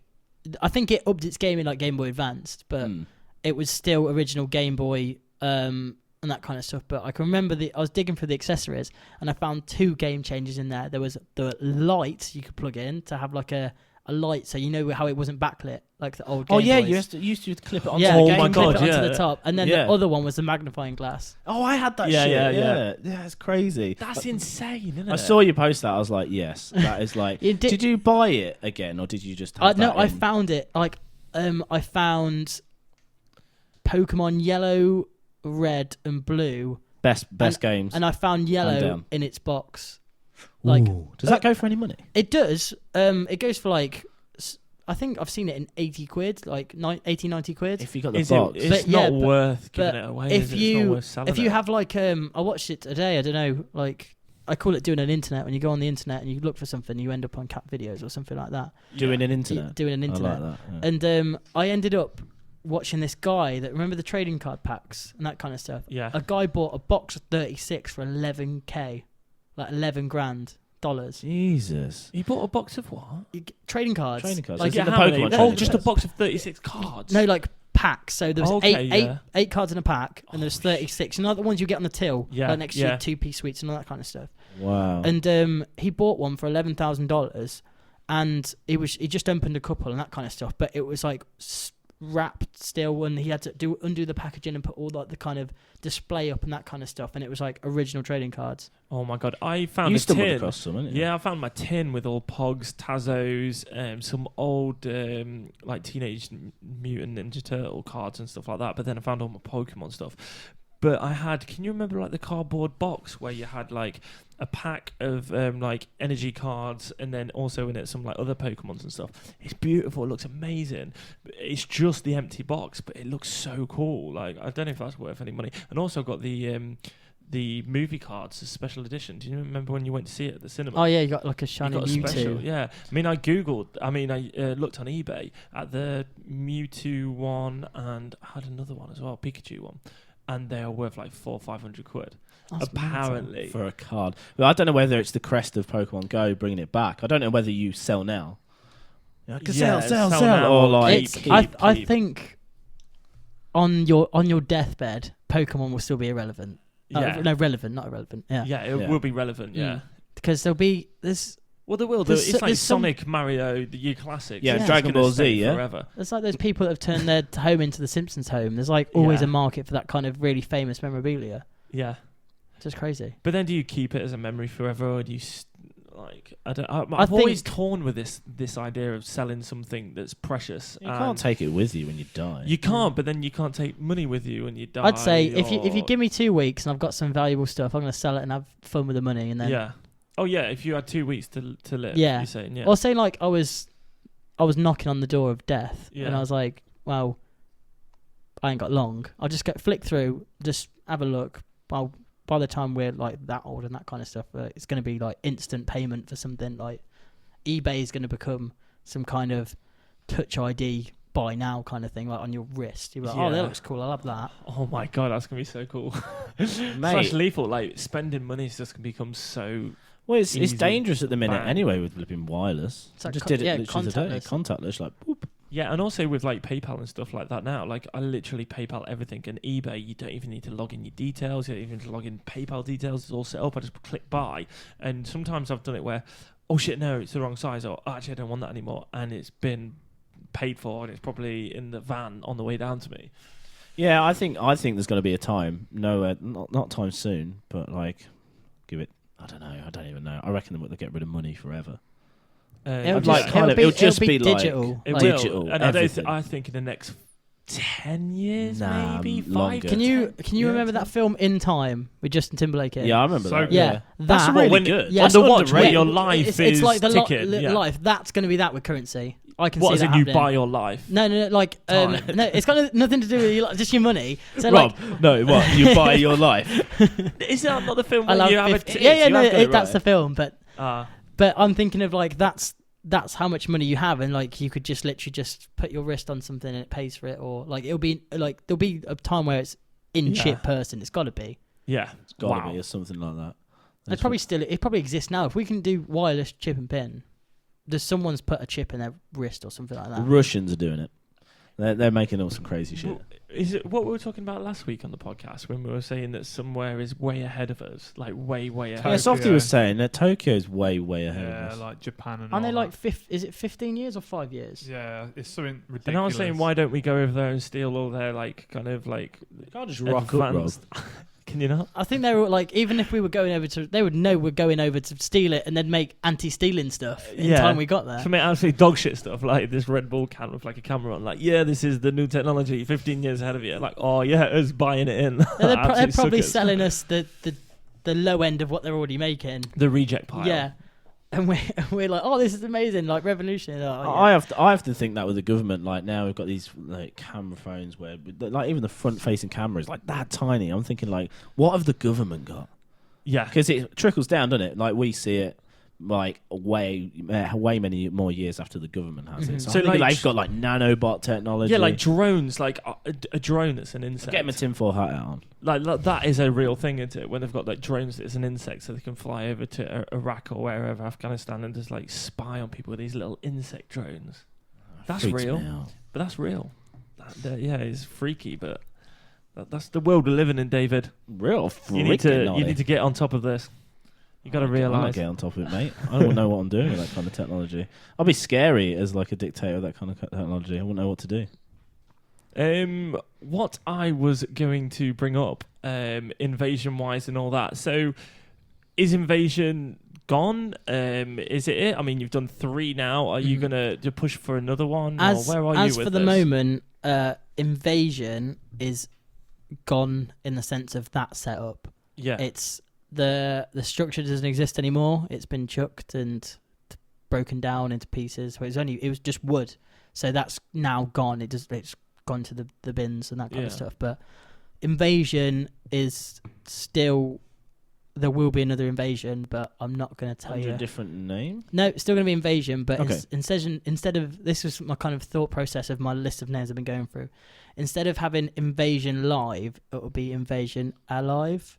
Okay. So it'll be this, Ah. and it's this new. It's like a rebirth. And it'll be like a new kind of technology way of seeing it because I've worked it all out. I've done all the maths, and it is possible the way I'm thinking it's going to be. Wow.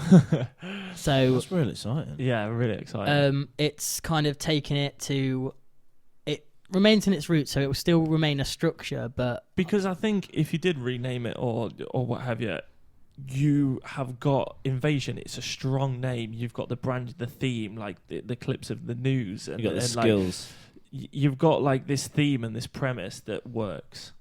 So to do the rebirth or something like that, like 100%. Rather than rebrand. Because I wanted to. I'm going to.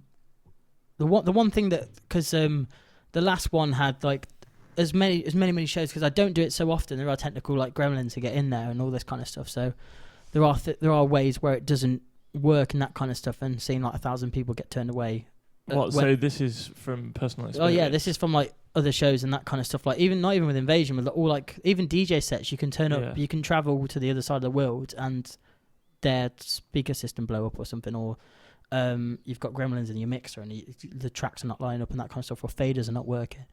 But I wanted to work it all out into a kind of fail-safe way and then come back to doing it. But I wanted to bring it back with kind of new technology and kind of once again getting back on that throne of you've never seen this before. Yeah, because that's what you did with that. That was the pulling point. Mm-hmm. Like people hadn't seen that before. You had a countdown that came in, and it was something unique. So, yeah, it sounds awesome. Yeah, I think it's just once I've got my head around it, and well, I think I'm kind of like 98% there of figuring out how I'll do it next.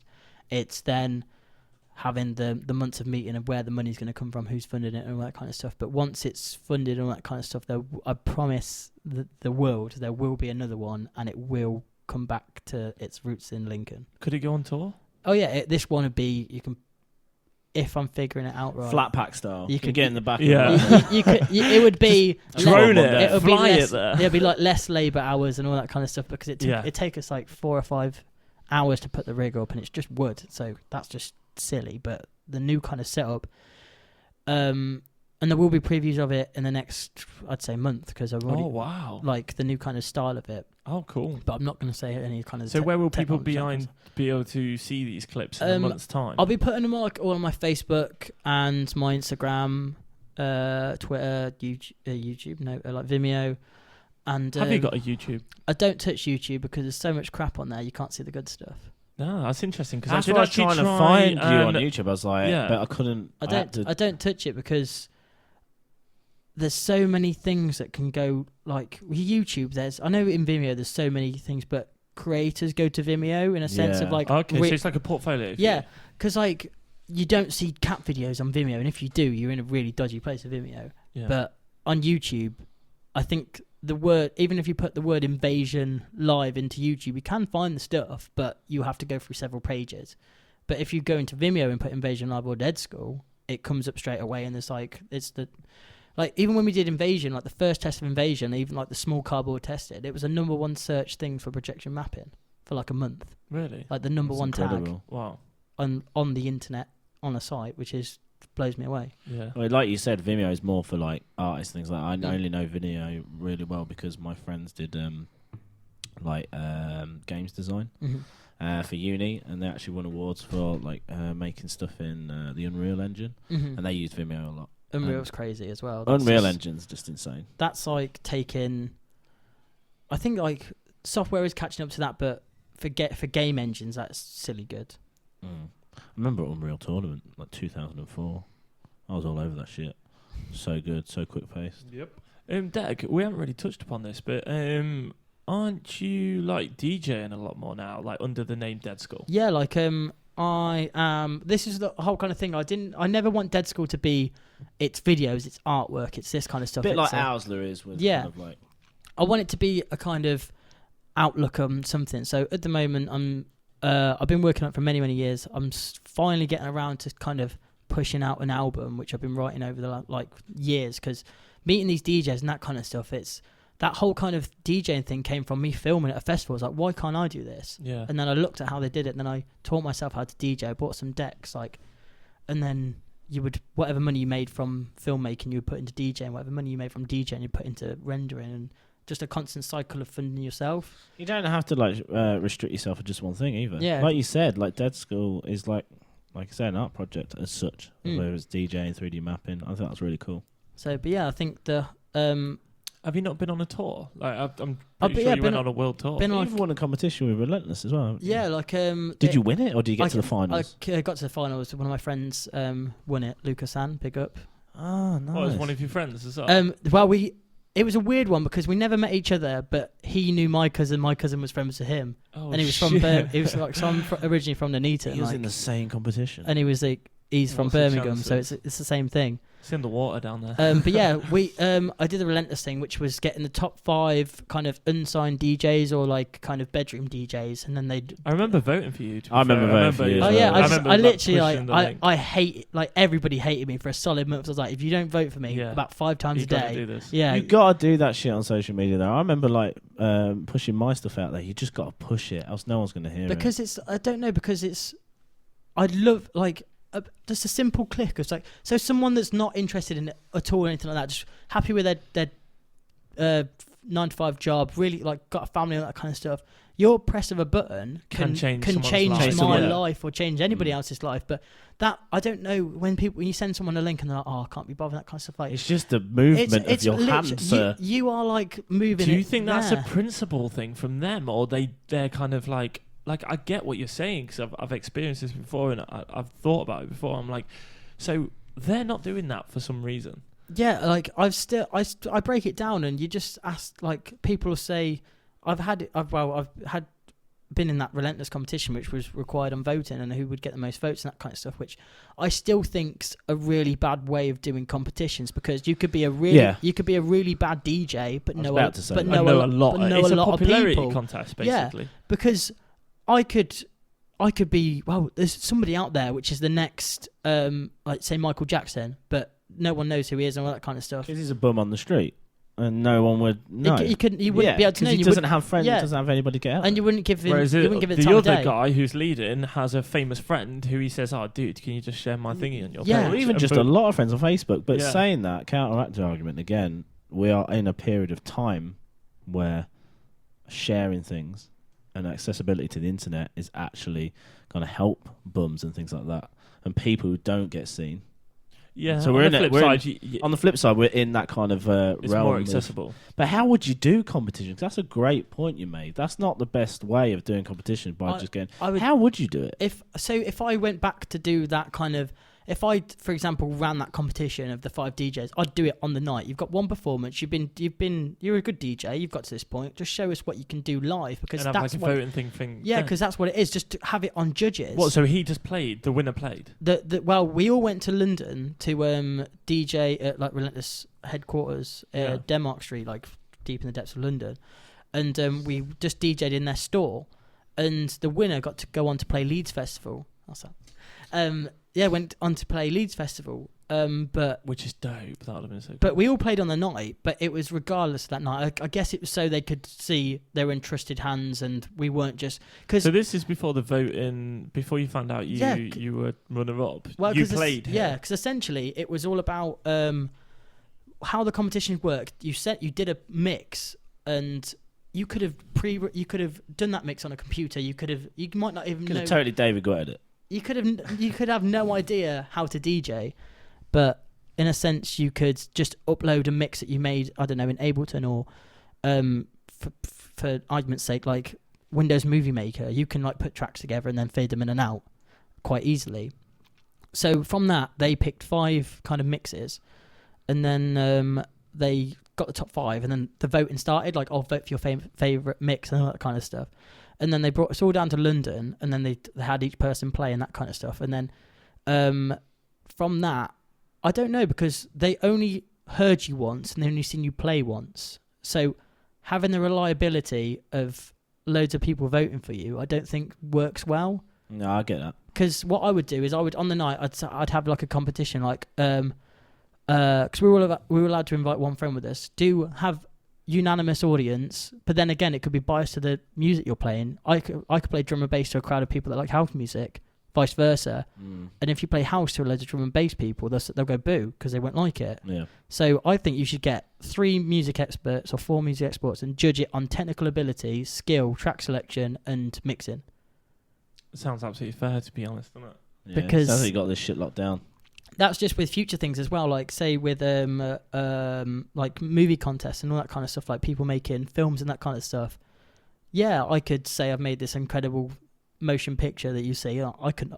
Might not even touched it. I could have got someone else to make it for me and just put my name to it. But then you're just setting yourself up for a fall, because then you win the competition, you then get a job, and then you're like, oh shit, I'm sat in this studio and these people are asking me, like, you just wouldn't do that, would you? Going back to your DJing thing, Yeah. you're in Bristol. I'm playing Bristol next week, yes. Yeah. Wow. And then the week after that, it's Lincoln. So, nice. Mate, can we go? So me and my friend are running this club night called I'm on holiday. Grit, which was in the basement. Yeah. I don't know if you guys been to the basement. I mean, you used to have your Invasion Oh after yeah, show the there, after parties used to be Yeah. there. Oh yeah. So we're running that. So with the DJ and stuff, going back to what you said, I've been on quite a few tours. I've been to like Russia, America, Canada. Wow. Canada's a big over one. He said Europe. this in the car, and I was like, "You motherfucker!" You've been to Canada. Wow. That's what I want to be. How was it being on tour? It's really fun because what I was doing at the same time as I was doing visuals for other acts. So they would be the headline, and I would warm up like the doors and that kind So of you'd stuff. warm up and then watch your visuals. Well, yeah, I'd have to go and like perform them in the Wow. back and like a thing. That's so cool. And that's that kind of thing. But yeah, Was it like day to day? So you'd have one session that night. yeah, you'd one have you session, do like so it's- a spill of 6 shows, and then you have a day off and that kind of stuff. Okay, So so quite full on. yeah, Personal question: do you have a missus as well? Yeah. Oh, you're all this, and you've got a girlfriend as well. How long have you been together? I'm not quite sure. I'm going to be bad for that one. You're going to be in trouble for this. So does she come on tour? Playing Yeah? it cool. Like some honey? Cool. Well, the whole kind of since we've been together and that kind of stuff, the whole tour stuff hasn't been really happening. So when I was touring and all that kind of stuff, I was kind of just seeing people and that kind of stuff, and it's like it's easier than it says. You just go on Skype and just like, Just touch base. Yeah, hello. What are you on about, Skype? We're on about Tinder, boy. We're on about swipe flex.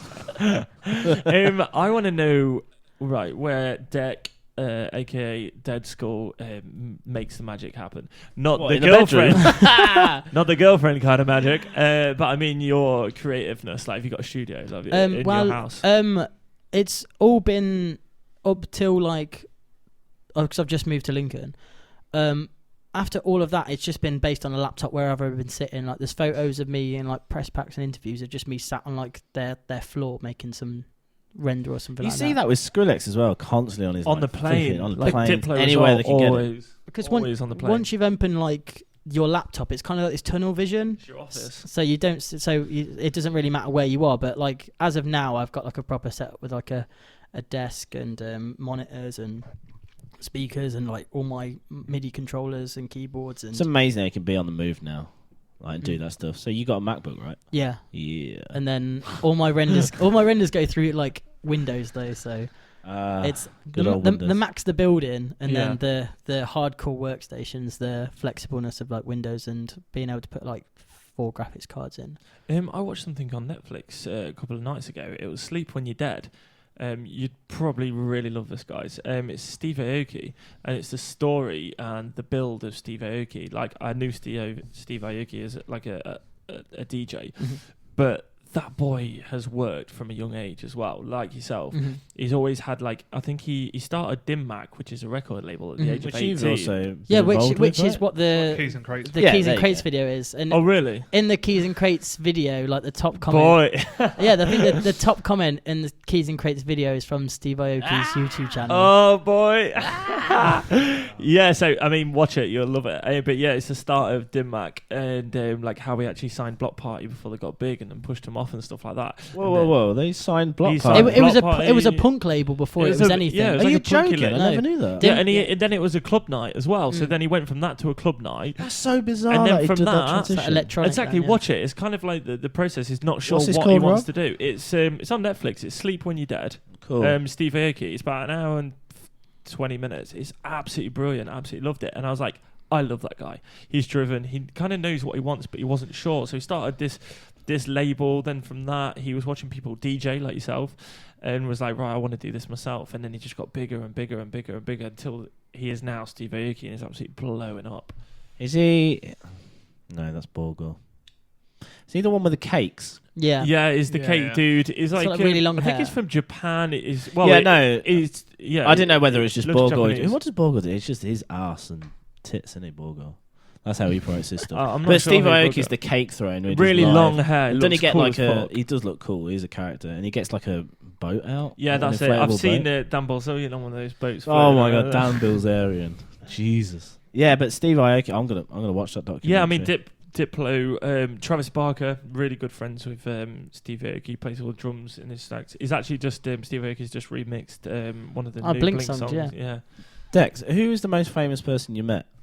Bar Skrillex, probably. He's probably the most famous, right? Yeah, he's most pretty famous. person I've met. Did you touch him? What did you talk about? Well, the first time I met him, he was just like, "You're right." I was like, "Yeah." It's like, "Weather's shit." I was like, "Yeah, it is." What? He said that? Well, yeah, because Come on. it was Come on, Skrillex. global. It was like a global gathering in like 2012 where it was like proper. It was really, really nice, like really hot weather, and it was just shit for a day. And I just, he came to do a sound check because I was just kind of arriving, and I was like, "Oh, sound like." Because I don't know, that's another thing like about working with such high people is you realise that people are just people and they're.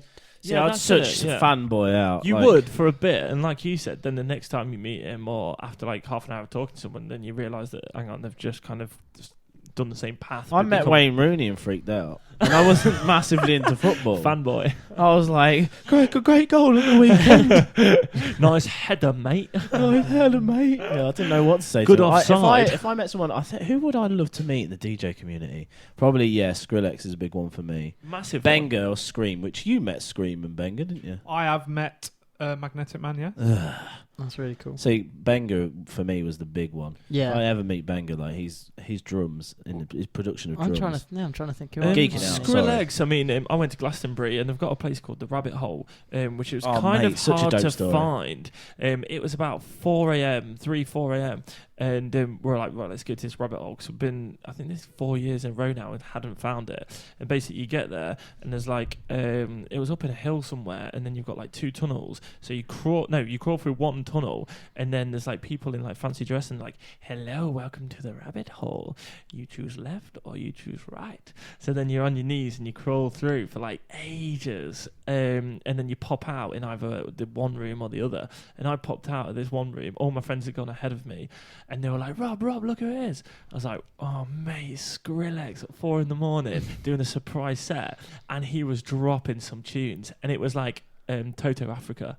It was absolutely killing it. He just was like, I'm having fun here. I'm just going to play some retro 80s, 90s tunes. And it was absolutely awesome. He's They're the such a best dude. kind of sets, them intermediate kind of like... There must have been like intimate. like Yeah. 50, 60 people there. It But I was think so good. there's one thing that I will say about the guy. It's the same. I think it's the same with every person that's got a really kind of creative side and they love doing what they do. Like whenever you see like those kind of people, like high caliber DJs, they never stop DJing. Like I've got like loads of like art friends that they do the visuals for multiple people, and they'll go on tour like with multiple acts, and they'll get to see like, for example, Skrillex, for example, being at festivals and that kind of stuff. And I had a Snapchat update, which was like a Snapchat story, which was like 300 seconds long. I did it on seconds, yeah. And it was just Skrillex DJing like about 6 shows in a day, and like the next like from about midday one day till like 6 p.m. the following day. Wow. And he's Just literally lives like for it. the captions were the best. It's like, don't you need to sleep? And he was like, the last one was like, go to sleep, stop playing. But it's the same with anything. Like if you really, really like making something or doing something, you forget to do specific things. It's like not sleep, a job. It's sleep just, and eat and that kind of stuff. I always think of that Ed Sheeran stat, Tom. He worked like more days than there were in a year. Like every He single worked- day. Yeah, He the just amount of slogged. shows he did. Jeez. Yeah. Yeah. To be like To then at get high sued caliber. by everyone for apparently stealing their riffs, which I Really? think I is a don't know. lit. Yeah. Did not know that. Yeah, man. Literally the past like 2 singles he's had, like they've. Didn't Skrillex get? Well, didn't someone try and say that Skrillex stole a bit of a? Do you know that track he did with Bieber? Well, I say that track he did like 3 with him, but on one of Yeah. those tracks, someone came out saying, "Oh yeah, you stole that from me." So Oh, it was the vocal pattern, but then he showed him that it's just like two octave difference. Is that that? Ooh, doodle-oo, I'm not too sure what Is that Yeah, what, it was the something first like that. Bieber one that came He out? just wasn't it? released an Instagram video saying, No, that "Actually, you I didn't need steal me." anything. It's just this part of this vocal, and I did this to Oh it, yeah, I and think that's it's the vocal sounded a splitting image of something else, and they Yeah, were like, yeah. "That's mine," and then he just undid the filters and changed the octave down just to Look, show this is what it is. you dummy. Boom, drops You've been mic. served. But that's a good subject actually. It's like the whole copyright kind of things of music. How that like what was I think it's the old saying of there's only kind of so many ideas in the world, or there's only so many kind of sounds. Yeah, Yeah, we parallel were talking thinking as about well. this, yeah. Like just because you had an idea which you think is Original.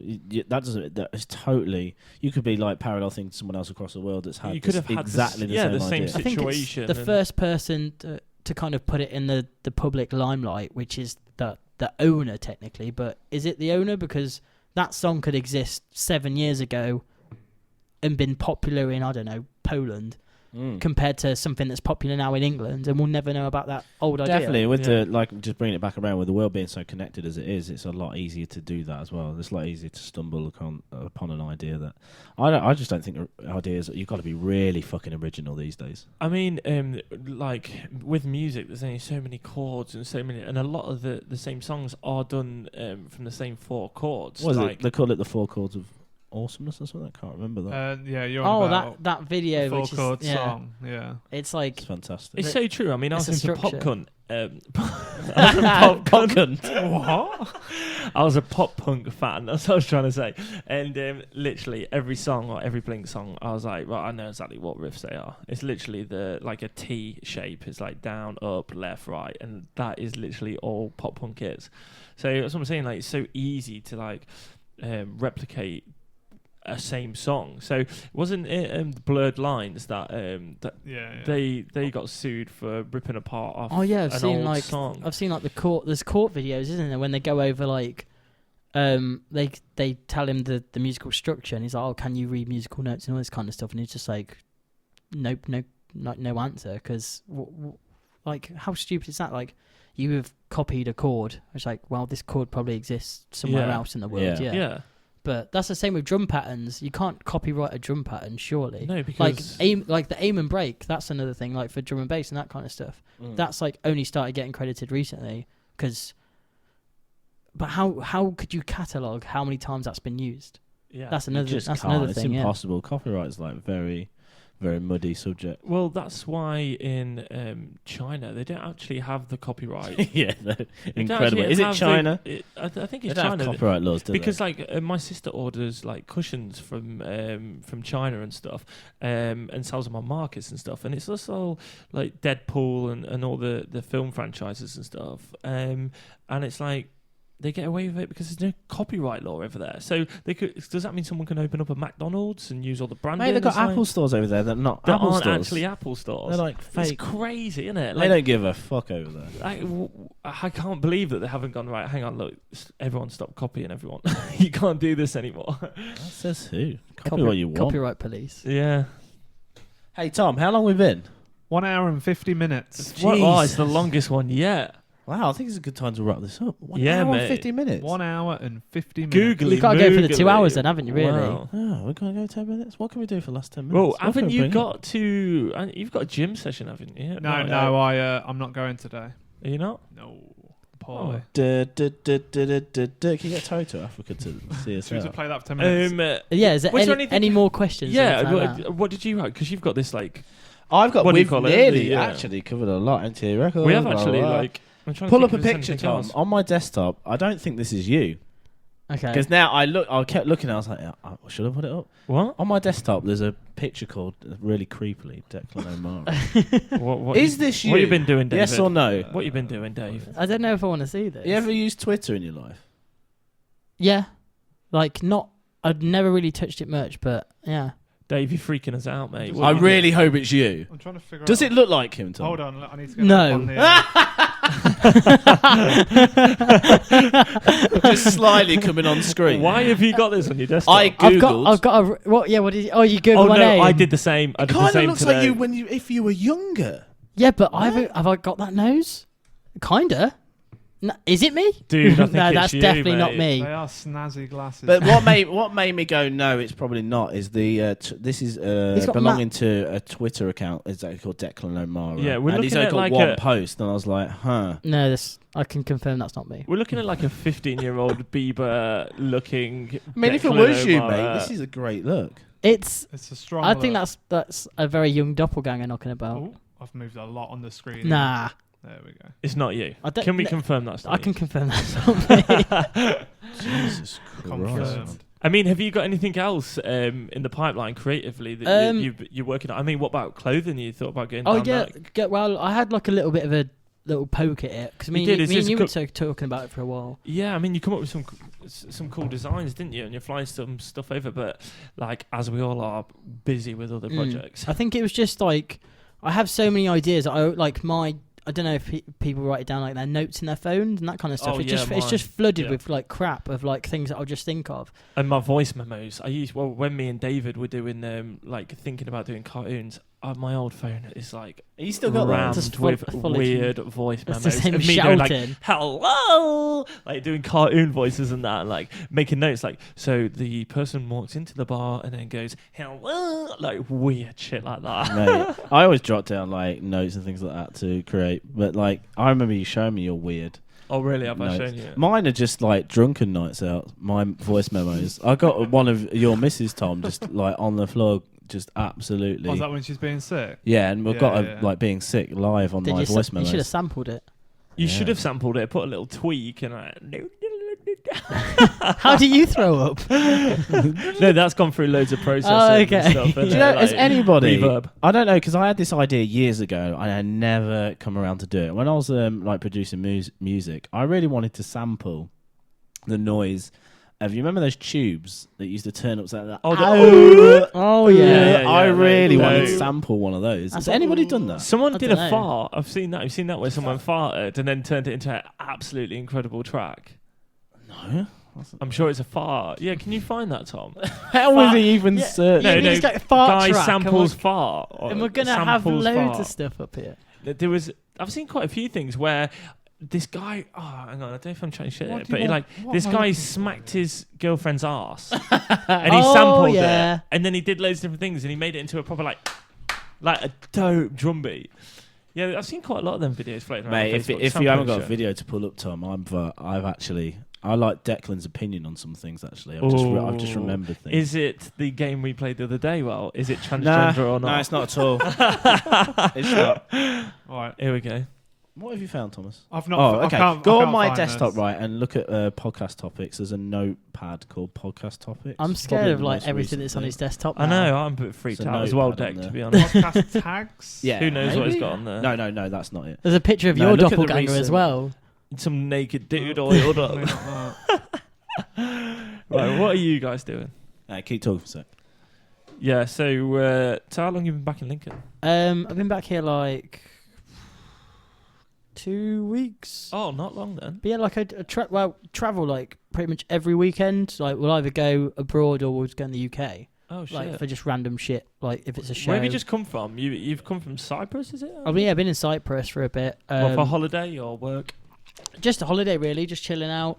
And I bet your mind needs some time to chill. I don't like sometimes. resting though. That's the thing. What, are you one of them that you're like laid next to the pool and you're actually writing stuff down? It's just like the idea of going on holiday and sitting around a pool is like a nightmare to me. I'd hate to do it. I get that. I mean, every holiday I've been on, I've took a notebook and I'm like some kind of mental. Oh my god, what are you showing us? This is what the fuck. David's just pulled some weird shit off on the internet. Okay. Dude, it's a bent over. I don't want to hear about guy. your holiday, Declan. I want to hear what you have to say about this. How your anus feels Being an artist. after a Okay. Being an Chipolo- artist and being like really creative. Okay, this This is a creative art piece that I found the other day. Dave, we have a guest here. Oh, fuck's sake. What I is think this? I've seen this, yeah. So it's basically a bent over arse with a guy's face coming out of it, and it's an art piece. Have you seen this? What Tom? the fuck? David, you've gone to a new level here, mate. You've actually gone to a new level. Declan, being a serious artist, how do you feel about this, man? I think this guy's had bath salts. yeah. I encourage anyone that's listening to this, do not Don't view this on watch YouTube. don't watch the podcast Do anymore. not. No, I Ten- encourage people to One- YouTube how your anus feels after Chipotle. Okay, guys, if you're watching this on YouTube, get to 1 hour, 50 minutes, and then turn off your laptop. Shut the lid. Yeah. You don't want to that see extra this. 10 minutes was not a good call. No, so this is how we're panning out the extra 10 minutes, is it? You, This is David, padding you it, it's disgusting. It looks like he's having flashbacks of what he just did. He's like, what is my life become? But I don't want to go down this rabbit hole of art installations because I will No, go I've got off about plenty. Tracy Emin. Yeah, I don't Oh, think no, I'm, yeah. don't What, think I'm not shitting in the bed. that's much for me. I've done that before. Right. Come on, David, wrap it up. Hey, mate, we're at 2 Hey, mate, hours. should we get a song on the go? Get the track back on. Oh, It's got it. oh, you ready, boy? Yeah. Get some reverb up in this, man. Oh, shit. We're on that royalty free shit. We've been dropping your album, not telling you shit. This has Oh, been episode boy. 10 with his very first guest, Declan Mara. Thank you for joining us. He's Declan. turning it Welcome. up, mate. Hello. You've been 2 incredible. hours, how long 2 hours of chatting, mate. Absolutely loved it. Thank you very much for coming and sharing your wisdom and your story with us. Cheers, boy. Yeah, thank you. Where can people find you? Turn this down, Tom. Just plug yourself real quick. Go. Okay, on Facebook, just search Dead School. Same with Vimeo, Twitter, Instagram, just Dead School, really. There's not really much else. Dead School's the vibe. Yeah. Go for it. Search him out. Dig it out. His Instagram's really beautiful as well. I mean, you've been using that like iPhone thing, or you got your another camera to take pictures. Oh, yeah, it's just iPhone, really, and then just edited in After Effects. It's beautiful. Go check it out. Yes, son. Cheers. Thank you. Episode 10 YDP. Cheers, boys. Laters.